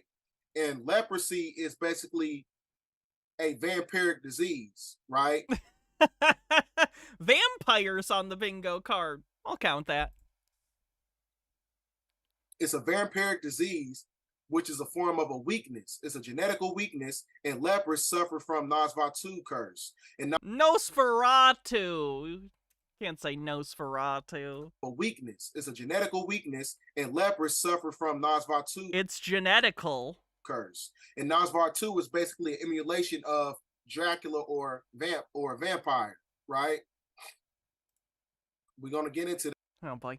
Ashley says, hey Hannah, if we need a cleanse, name a cast for Muppets Dracula. I'm thinking Robert Pattinson for Dracula, Kermit for Jonathan Harker, and Piggy for Mina. Piggy for Mina for sure. Kermit for Harker makes sense. Gonzo should be, why am I blanking? Shit. No. Animal can be, Renfield. Animal should be Renfield or Gonzo, but I think Animal would be funny as Renfield. Robert Pattinson as Dracula is pretty funny, so I would go with that. Also, he's actually a good actor, so. Who would play Van Helsing? Ooh. If we're not doing Gonzo for Renfield, then Gonzo could play Van Helsing. Oh, Honeydew would also make sense. Honeydew would also be a good one. Sam could be Van Helsing. Today. We have options. Because when you go to the Order of San Martin, Viz with a $3 or $3 tip says, been drinking, so might conk out, but here's a coffee anyway, or half a coffee these days, I expect. Well, thank you, Viz. Nosferatu is a clan of vampires. So leprosy is a form of a vampiric disease because you got to understand that when they was genetically spliced into existence in the Allanapi line, when you're talking about the Caucasus Mountains and things of that nature, when they was put inside the Caucasus Mountains, the solar transmission of the sun was basically breaking down the genetical structure of the Canaanite to where the genetical structure they started to develop leprosy sores. That's why they had to hide in the caves. That's where you get the term "a man is a dog's best friend" because the dog used to lick the Canaanite his leprosy sores. What? The canine, Canaanite. There's, you know, incorrect word etymology is evidence. That's not where the word canine comes from. I'm saying there's a symbiotic connection to that, right? So, with that being said, that's telling you that Nosferatu is a vampire. It's a clan. Nosferatu. Is that a Fortnite render of Nosferatu, by the way? Telling you that. The fuck is this from? Looks like Fortnite Nosferatu. I don't like that. Nosferatu is a vampire. It's a clan of vampires. So these the vampiric disease that was created by the Canaanite, that was created by the Nephilim, because when the Nephilim interbreded, because the Nephilim, what you gotta understand is that the Nephilim are actually draconians, right? They're basically humanoid draconians that came down and was casted to this planet and made it with the Canaanite. So the Canaanite has the vampiric disease, which is called lepers. So they're demons, reptilians, and vampires all at once. That's impressive. Right? Matter of fact, I got a video I can show you. Just plays all of Nosferatu. When you're talking about leprosy, right? When you're talking about the vampiric disease, this is an emulation of a kid, because what you got to understand is that the great majority of the Canaanite bloodline is not only subjected to the European. A lot of them are your so-called Arabs. A lot of them are, yikes, your $5 Indians, your Mongoloids and things of that nature. Yikes on bikes on trikes. It's not only subjected to the European race. That's certainly a strike. Your thoughts and your views on what you're witnessing right now. I read some of the comments, and they stated things such as, "This is Nephilim. This is a Nephilim. Come back. Walking face of this planet." So like I said, that is what the original Canaanites, how they used to look when they was inside the caves, because they got cursed with leprosy, right? There was a vampiric disease. So like I said, when you go to the Order of Sir Martin, it's telling you about the Nosferatu clan of vampires, right? Which is a form of lepers. Because like I said, leprosy is a Nosferatu curse, the Canaanite curse, right? So that is Nosferatu, is a vampire. You know, there's a lot of old silent movies that used to come out with, back in the early 1900s. But the original vampires actually look like this right here, who is... Oh, it's Blackula! I feel like using Blackula here confuses your point, sir. You made this very clear this was a white person thing. But that's Blackula. So, I rest my case. If that's a Blackula, you must acquit.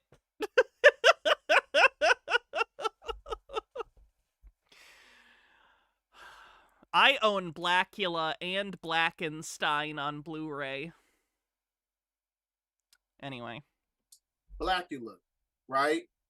They actually look like this, and these are basically inception points of the Blackamoors, who took you out of your sovereign capacity on a mental and spiritual level, right? So that's why when you understand that the Pope is the viscera of all religions, the Pope is supposed to be the viscera of all the religions. What? From Catholicism, Judaism, Islam. Why is the Pope bound down? And I need you to understand something, that when you understand... For humility reasons? What are you talking about? Are you familiar with the stories of Jesus washing the feet of his disciples and guests? I would imagine it's about that. Anyway, let's take a look at the bingo card. Okay, ancient wisdom, uses AI, overt anti-Semitism, vampires. Oh boy, giants, doesn't understand how cameras work. Incorrectly believes evidence is self-evident. Vibes-based conspiracy. Clones. Blackula and Blackenstein are both on Tubi. That's actually a good piece of advice. So's Freddy's Nightmares, by the way. Believes sci-fi tech exists.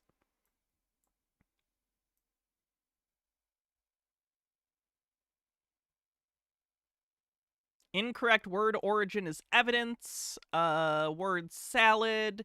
Hannah mentions Blu-rays.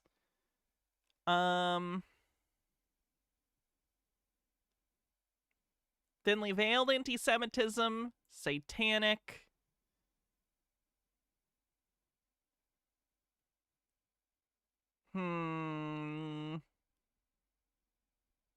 Aliens are demons. Reptilians. Illuminati, Freemasons, Cabal.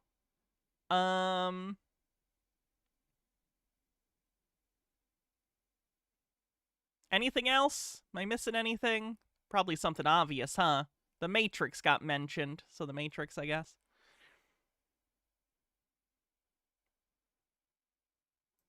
Would distancing himself from other people, black people, be hypocrisy? I'd put that more on conspiracy theorist tells on themselves. So I'll go with conspiracy theorist tells on themselves. Did we have Mark of the Beast? I don't recall. Yeah, Tubi has a lot of good old stuff. They have a decent amount of tokusatsu, too, if you're into that. Oh yeah, Dead Celebrity is actually alive for the Robin Williams thing.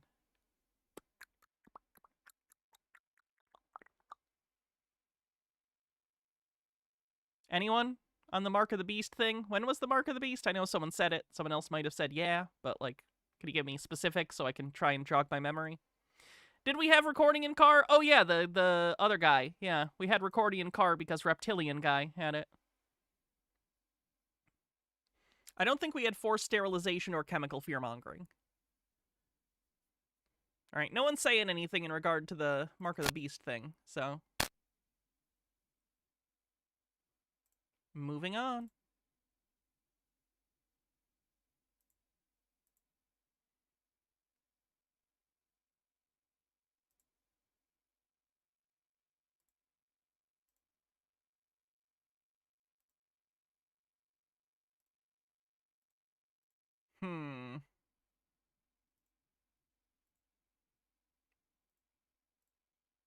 Have you ever wondered where Halloween truly began? Halloween has its origins in an ancient Celtic festival called Samhain, which started more than 2,000 years ago in what is now Ireland. This festival marked the end of the harvest season and the beginning of winter.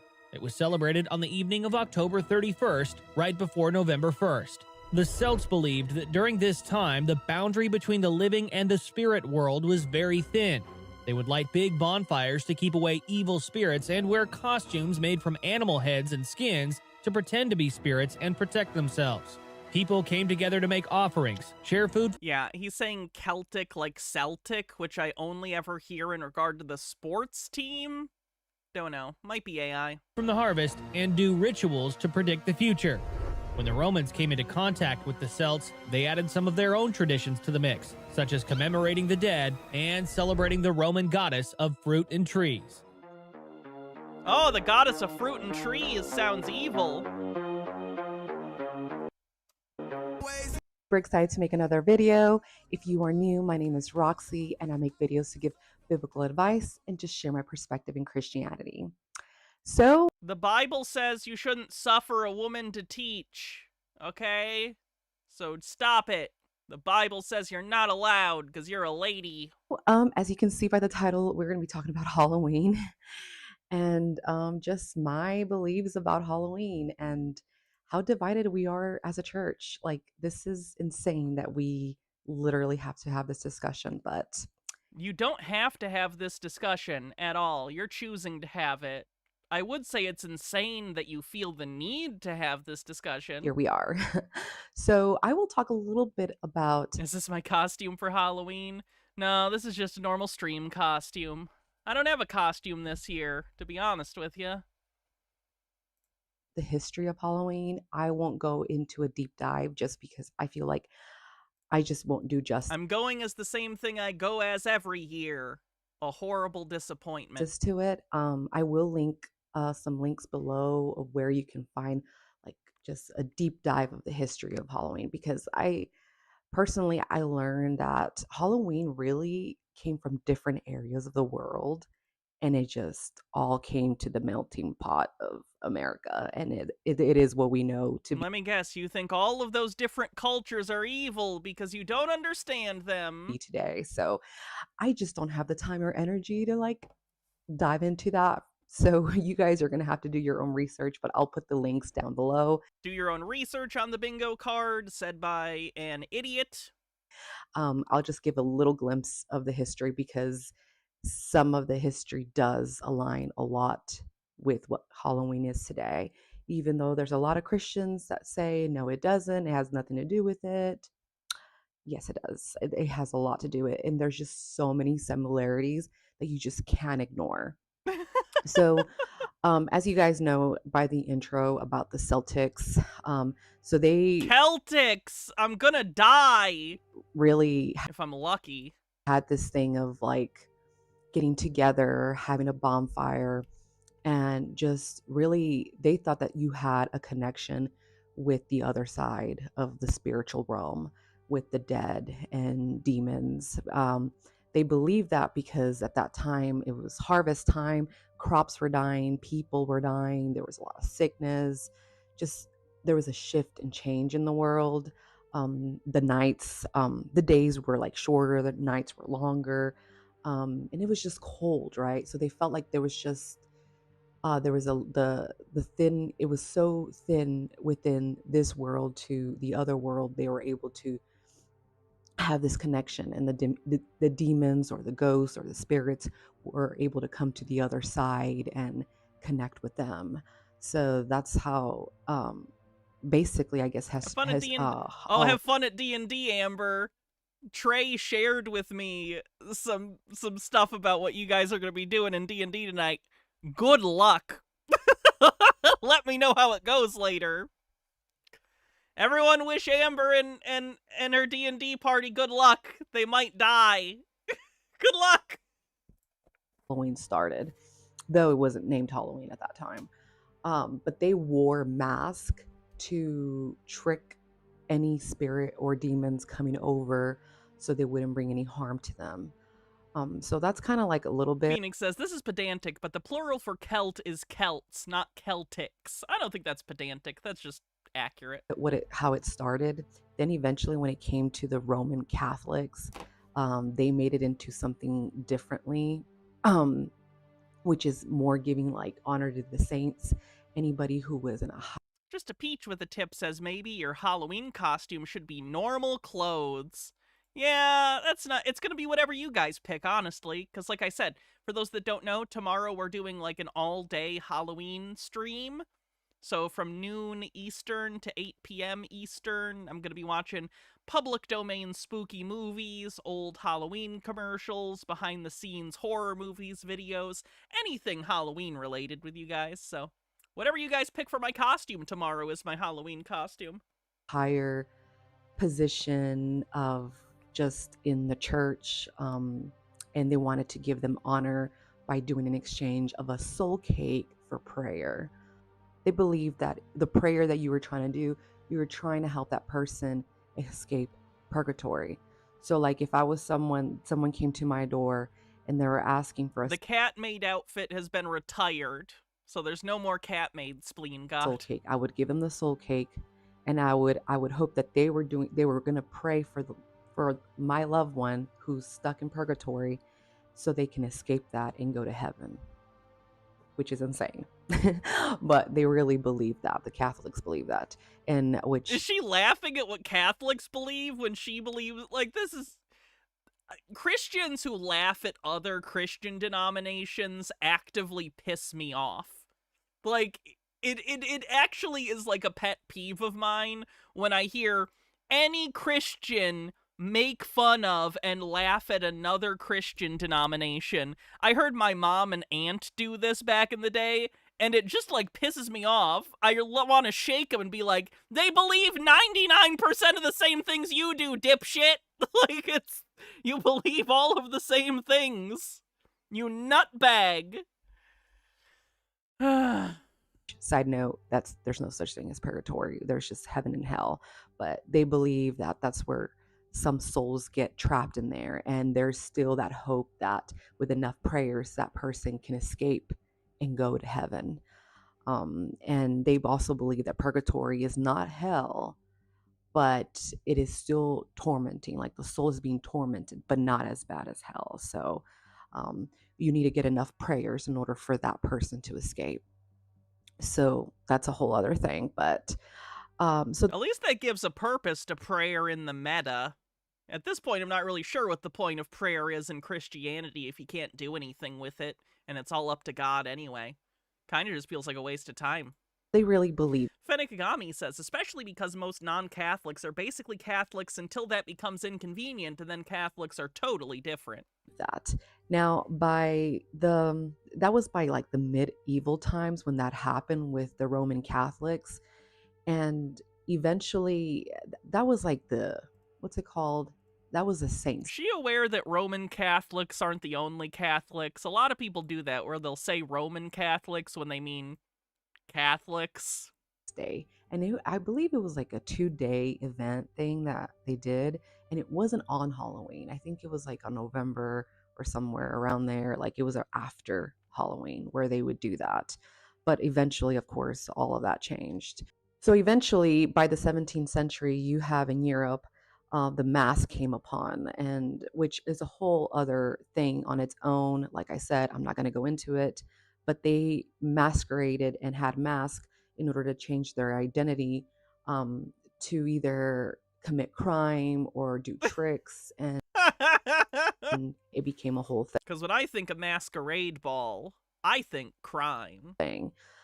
So that's really where the mask became, but it was based on some person, which, like I said, I'm not going to go into. By the 1800s, after the Civil War, really Halloween is not Halloween as we know it today. It kind of came to America. And in that time, it was such a very sad time because, of course, we had the war. We had a lot of people that weren't returning home. So a lot of people and kids came together having a bonfire, just talking about either ghost stories or talking about just the possibility of like a loved one coming back from the dead or just returning out of nowhere. Like it just became like a whole thing, which, side note, it sounds very similar to the Celtics of what they did in the beginning. So just throwing that out there. Human beings wanting to see their dead loved ones again is just a human thing. You literally do it too. You're Christian. That's a big selling point of your whole fucking religion, is the idea that after you die, you get to see your loved ones again in paradise. It's so wild to me the way people separate their beliefs out from the beliefs of other humans, and they fail to see where something they believe is filling the same spot in their human desires that the belief of another person is, but they'll criticize that belief. Hypocrisy on the bingo card. Hypocrisy on the bingo card. Anyhow, you don't get to believe in Christianity and then make fun of the silliness of other people's religions. Your religion is equally silly, at minimum. Stop it. Stop doing this. If you want your beliefs, that's fine. That's your right. But the second you start insulting other people for believing things equally weird as you, fuck off. Fuck off forever. Fast forward to the 1920s, that's when we had, remember when I mentioned about the 17th century, about people masking and doing a lot of chaos and destruction. Well, that kind of came to America, and kids and teenagers and just young adults in the 1920s were being very destructive. For them, they were doing things like that. They were creating chaos, doing trickery on people where people were getting hurt. They were getting injured. It was becoming dangerous. The tricks that they were doing on people weren't even funny. They were really just dangerous. So everybody put their brains together, like, we need to create something, a distraction to these children and these teenagers, because it's getting out of hand. Which I truly believe that the enemy used that as an opportunity to be like, the enemy. And reminder, by the enemy, she means Satan and demons. this is where She's an adult. I'm going to get them. This is where I'm going to blind them and make them believe that they're not doing anything that has to do with. Comment: this video is nuts and makes you seem crazy. Maybe stop and think before you post again. I hope that just hurts her feelings with me, because makes her stop. Because really, the whole destruction and destroying and creating chaos, it all came from the enemy. It all came from the influence of the enemy. And I mean, it just makes perfect sense with that. So what they created was parties, costumes, candies, and they started advertising all of that. So by the 1930s, that's when it really started taking off, because they really needed something to get the kids distracted and not create destruction in the community. Once that took off, kids really started enjoying it and just playing into the costumes. She'll and probably just think I'm Satan. Finally, I'll be acknowledged for who I really am. Candy and all of that. By the 1970, well, 1978 to be exact, the first Halloween movie came to play, which is not the first scary movie. I don't think it is, but probably not even close. Oh, like the first recognized horror movie. There's might be earlier ones, but the one that's usually like in books put forward as the first horror movie is 1910's Frankenstein from Thomas Edison Studios. It's a short film, because all films were short films at the day. So that's like a 10-minute short film.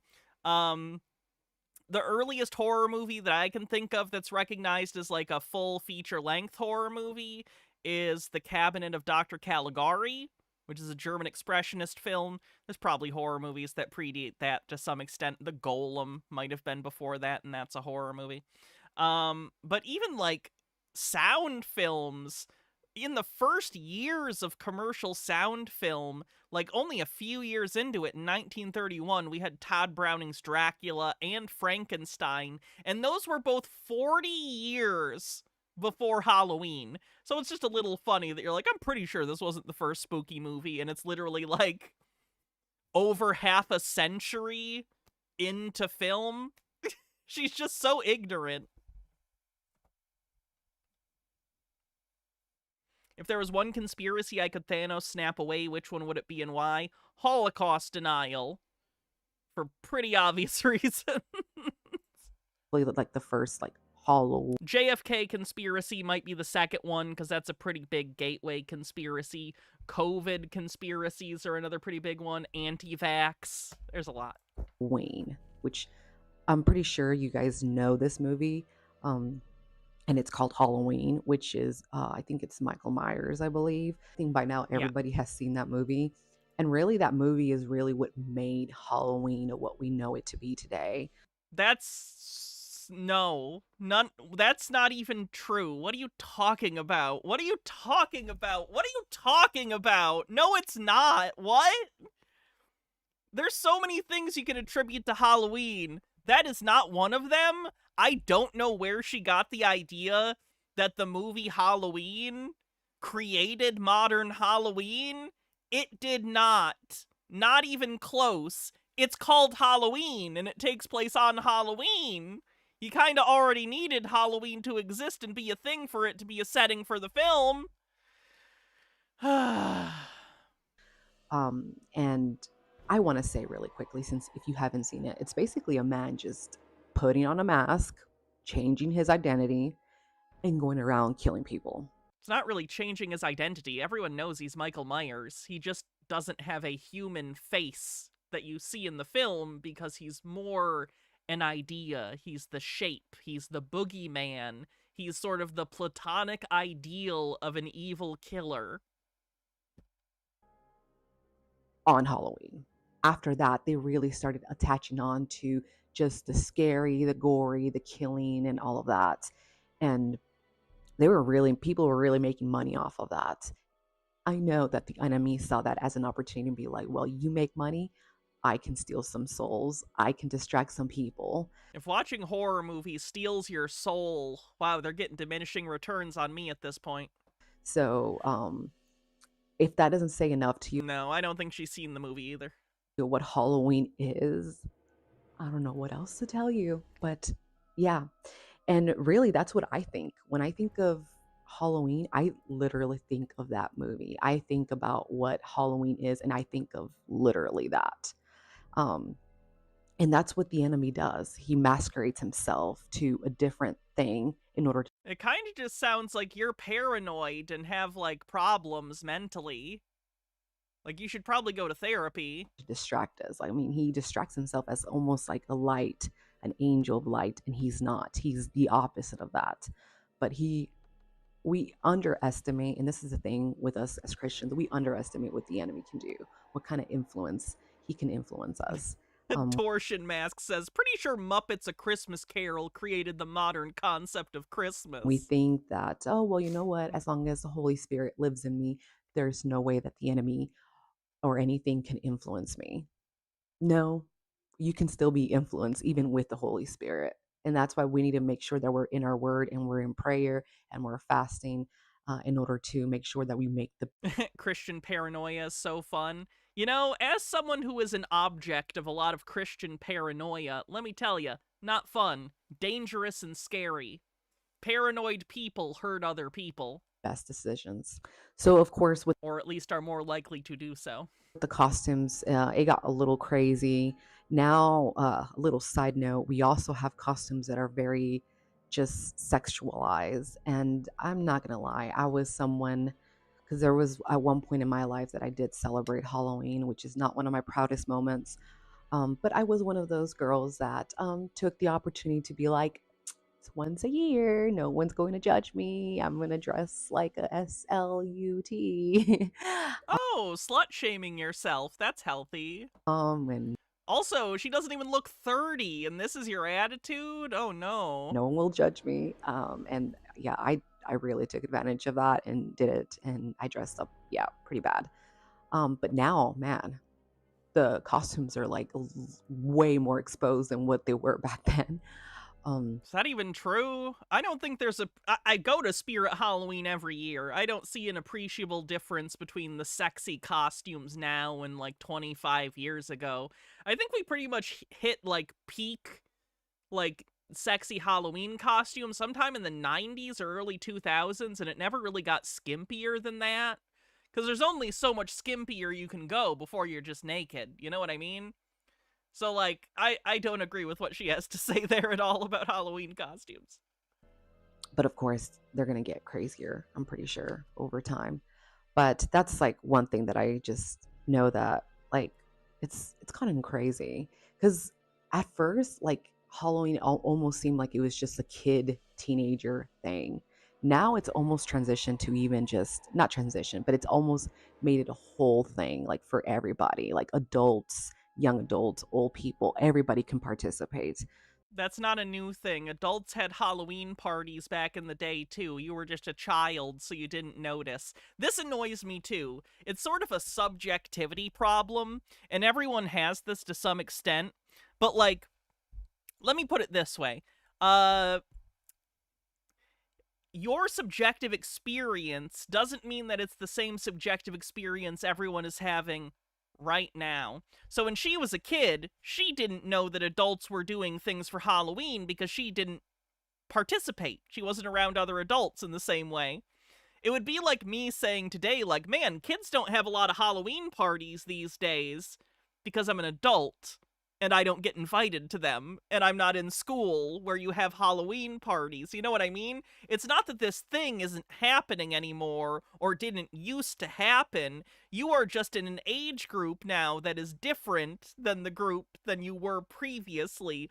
Adults have been doing Halloween parties at least as long as I've been alive, and decades before that, based on media I've consumed. I see movies and TV shows where people were having adult Halloween parties in like the 70s and the 80s.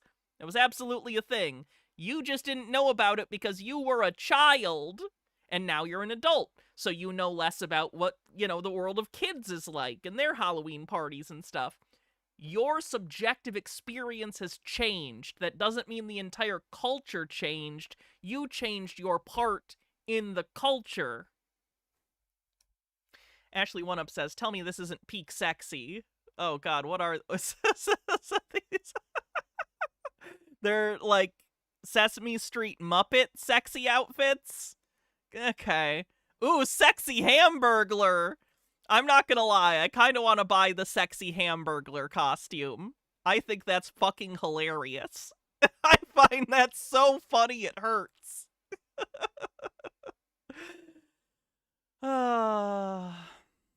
There's a taco. That one's not that great. Pencil? I don't know. Sexy Dumb and Dumber? That's an outdated reference. Popcorn? Generic. Darth Vader? It doesn't even have a helmet. That shouldn't count. Luigi? Based. Sexy Grimace? That one's from years ago. Sexy Buzz Lightyear? Fine. Sexy Pennywise? Sexy Labubu? I'm too old to understand these references. Waffle House Waitress? Austin Powers? Another outdated one. Elmo? Cookie Monster? Alright. I think the Hamburglar wins. Like 100%. So, man, the enemy is working hard. Like, he's working. But with that, that is my little glimpse of history of Halloween. Like I said, I'm going to put some links because I know I didn't do any justice. You probably hardly Yeah, that was nonsense. Did ChatGPT write it for you? learned any about It was inaccurate enough that I'd believe it. it, which I don't blame you, but I'll just link it. I just wanted to give you just a little glimpse of it. I do want to speak a little bit about the Mexican Halloween. You don't get Labubu, you checked out a pop culture somewhere around Skibbity Toilet. It's like Beanie Babies, but more expensive. There you go. You understand it. Which is the Day of the Dead. Now, this is very controversial. People will say, no, Roxy has nothing to do with it. Even a lot of Mexicans will say that has nothing to do with Halloween. Bro, it has everything to do with Halloween. The Day of the Dead. That's literally what was Saints' Day was. You give honor to the people that have died. Now, this is just called Day of the Dead. And the way Mexicans do it is they make it a whole party. So they make that person, their loved one that has passed, they make their favorite dish. They make a whole party. They decorate the house. They decorate everything. They go to the cemetery and bring that person's favorite food, favorite snack to their cemetery, to their grave. Whatever. Like they can, and then they dress up. They paint their faces. It's like, it is literally Halloween.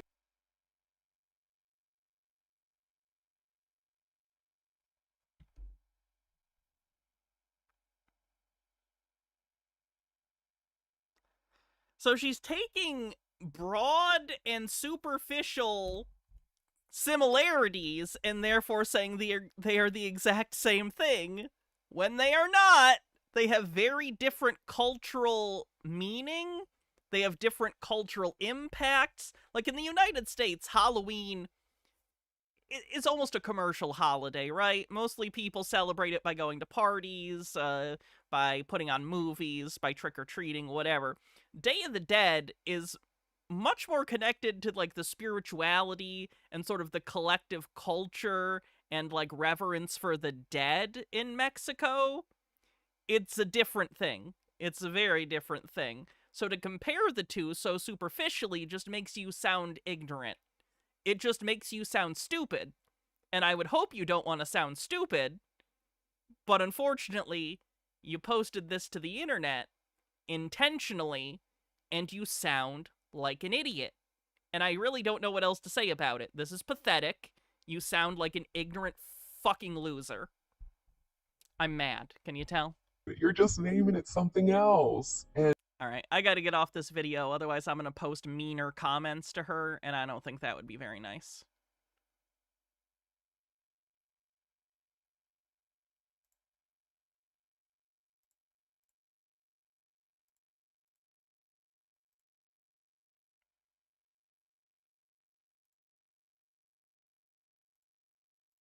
Definitely demons, and I will still stand. So aliens are definitely demons, and I will still stand by that. And the thing is that people are commenting, definitely demons, guys, saying, well, what about angels? Like, why are, you know, ex-witches just so focused on the demonic side? Like, there's also angels. Maybe some of them are good.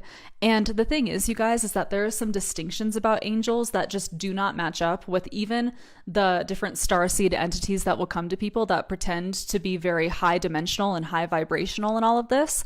The thing is that they pretend.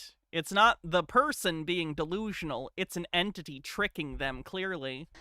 Angels will never ask for your worship, and they will never ask for you to follow them. And now you might not think that these, you know, starseed beings are really asking for you to worship them, but they are asking you to follow them and to really like pursue the path that they're guiding you on. And that path has nothing to do with Jesus. It has nothing to do with God.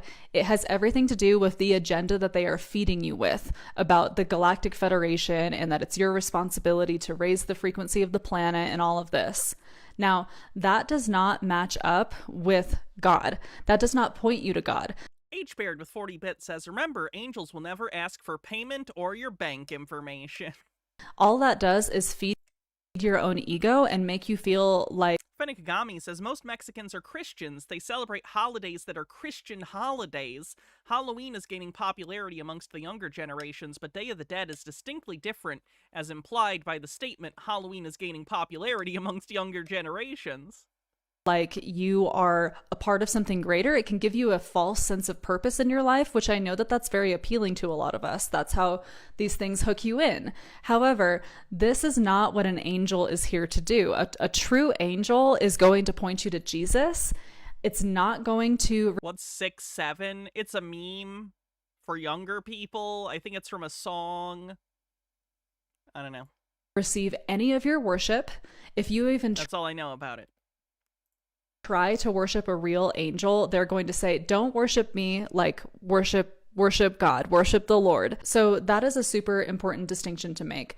They will never feed you an agenda or give you information that lines up with the New Age narrative that you're a starseed and that you're not actually a human and that you're here to raise the frequency of the planet. Like all of that stuff is feeding their own agenda and their own deceptive narrative.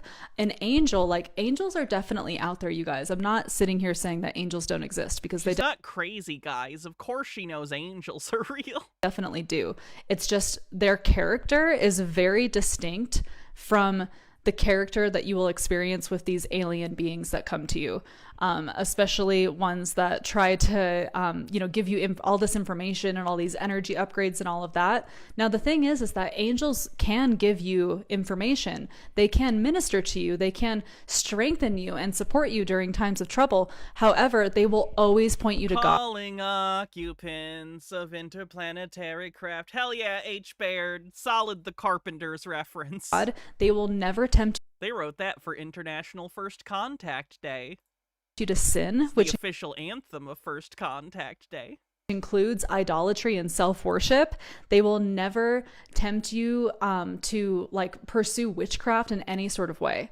The other thing, you guys, is that there are probably so many times in your life where an angel has come to protect you and you probably just had no idea. A lot of the times these sorts of spiritual forces are happening in the background and you won't even know about it. And so a lot of the times these starseed entities, they come and they pull you into an agenda and a narrative that is going to distract you from actually finding Jesus. And that's how you know that it's not actually from God, because anything that's from God is going to point you to the biblical Jesus, not Christ consciousness Jesus, not Jesus as an ascended master or anything like that. I'm talking about the real biblical Jesus. If something is not from God, it's going to try. She's talking about her mental construct, not yours, idiot. And do anything it can to feed your own internal desires and vulnerabilities and get you to focus on all of this other stuff and keep you away from actually looking at Jesus. Her tulpa could beat up your tulpa.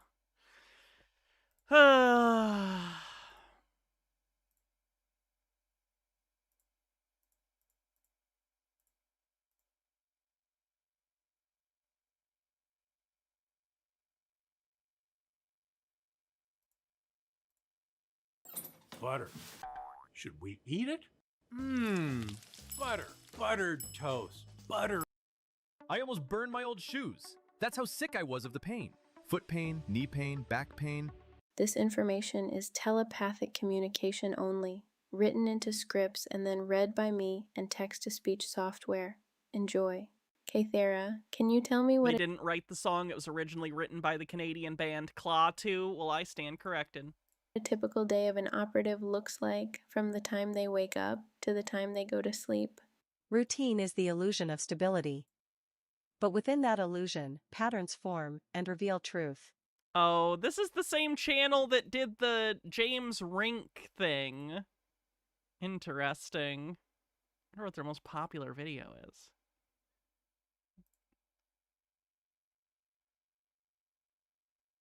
Oh, they have a whole video on what is the secret space program.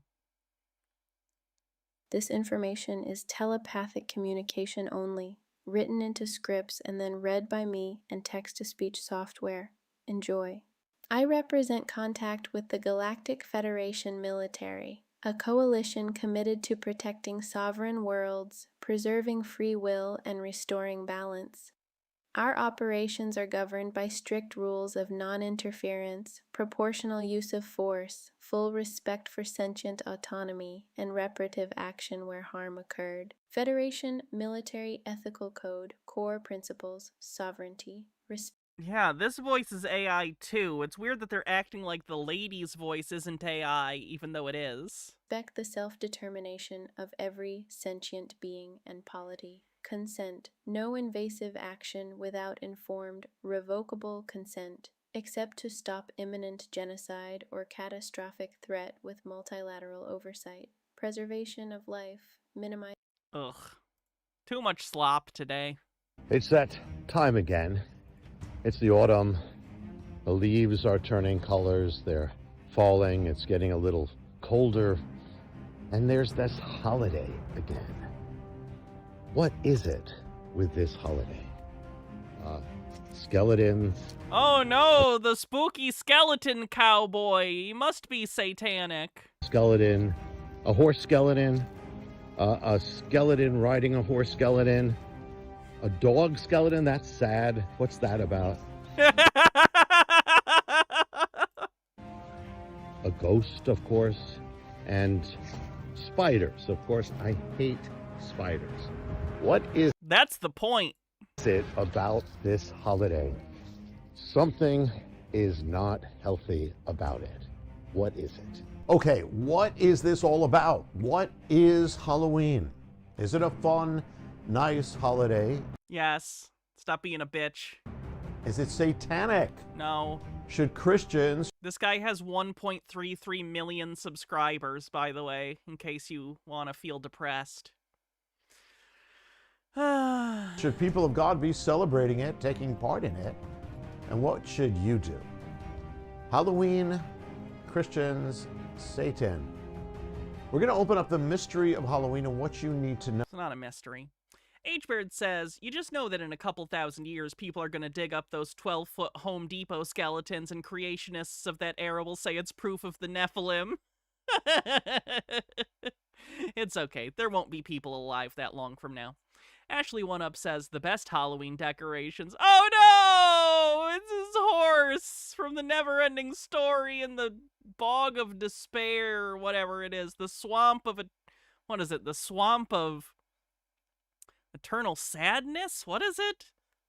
Something fucked up. Forget the name of it, though. No. Swamp of Sadness. Now, just for starters, think about it. We've got a holiday that focuses on darkness, evil, witches, the occult, monsters, death, graveyards, skeletons, ghosts, spirits. And you're supposed to say, well, that's just the kind of thing I'd like my child to have a part in. Evil, witchcraft, spirits, death, graveyards, the living dead. That's just what I've been looking for my child. And what are the children supposed to do? Here's a good video on 67 or 67. Long story short, 67 is one of these funny things that happens when white people ignore everything a black person is saying in their art and makes up the meaning for themselves and runs with it. The original reference is to a homicide in Philadelphia. Oh, lovely. They dress up, often as evil things, often as dead things or ghosts, and they go door to the houses of strangers. What a great idea. Little children. Yeah, it is actually a great idea. Fun fact, most people aren't evil. Most people are actually decent. You know how every year thousands and thousands and millions of children go trick-or-treating and everything's fine? Is that not indicative to you that you're too afraid of your neighbors? Jesus Christ. Cleanse or for tomorrow, Rick M says. I'll save it for tomorrow. Do do do do do do do do. Okay. Saved. And strangers, great. Remember, tomorrow's Halloween stream will be on Twitch only. So sorry, YouTube folks, you'll have to be on Twitch tomorrow if you want to watch the stream. Combination. And at night, going out to strangers at night. And what do we tell the children to do? We say trick or treat. What does that mean? Well, if you don't give us a treat, we're going to pull a trick on you. We're going to do some damage. Now there's an... Yeah, it's more just like tradition at this point. When I was a kid, it's just, we never considered actually, and again, I'm sure there's some kids who always do shit. They're kids. Of course they do. It's a little nuisance. It's not the biggest deal in the world as long as they're not actually hurting anyone. But most kids don't take the threat as an actual threat. It's not a real ultimatum. It's just what you say to get the candy. Name for that. That's called extortion. So your children... You're teaching your children to extort.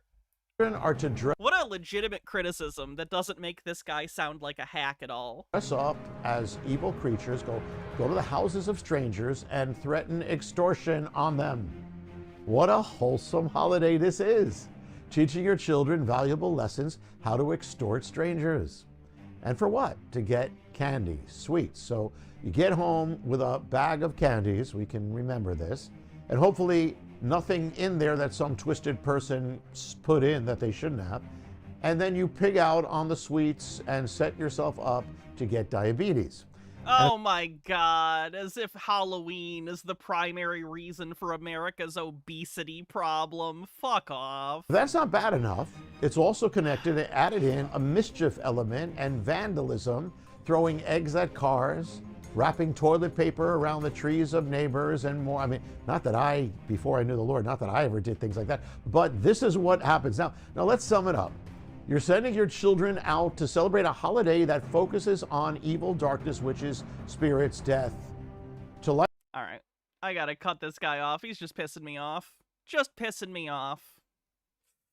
Fennikagami says, that's something I want my child involved in, death and witchcraft and knocking on strangers' doors. As obsessed to all of the talk about hell and damnation and eternal torture, I would much rather my kid learn about a God that's always watching them and constantly judging them and grading their future afterlife. Much better. Yeah, that's not traumatic at all.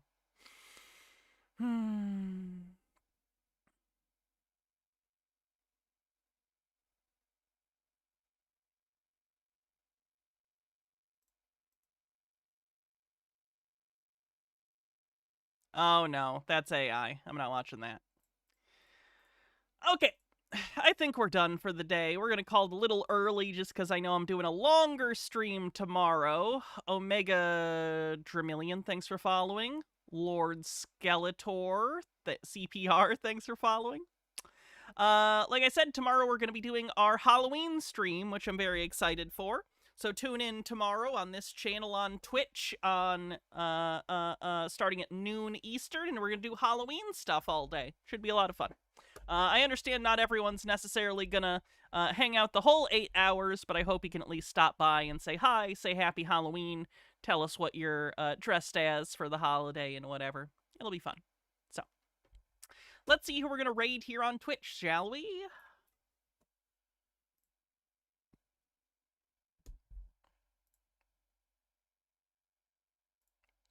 Let's see.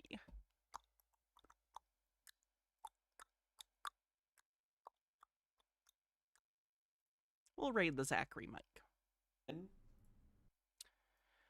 Alrighty, have a good night, everyone. I'm gonna go make some food, because I am hungry.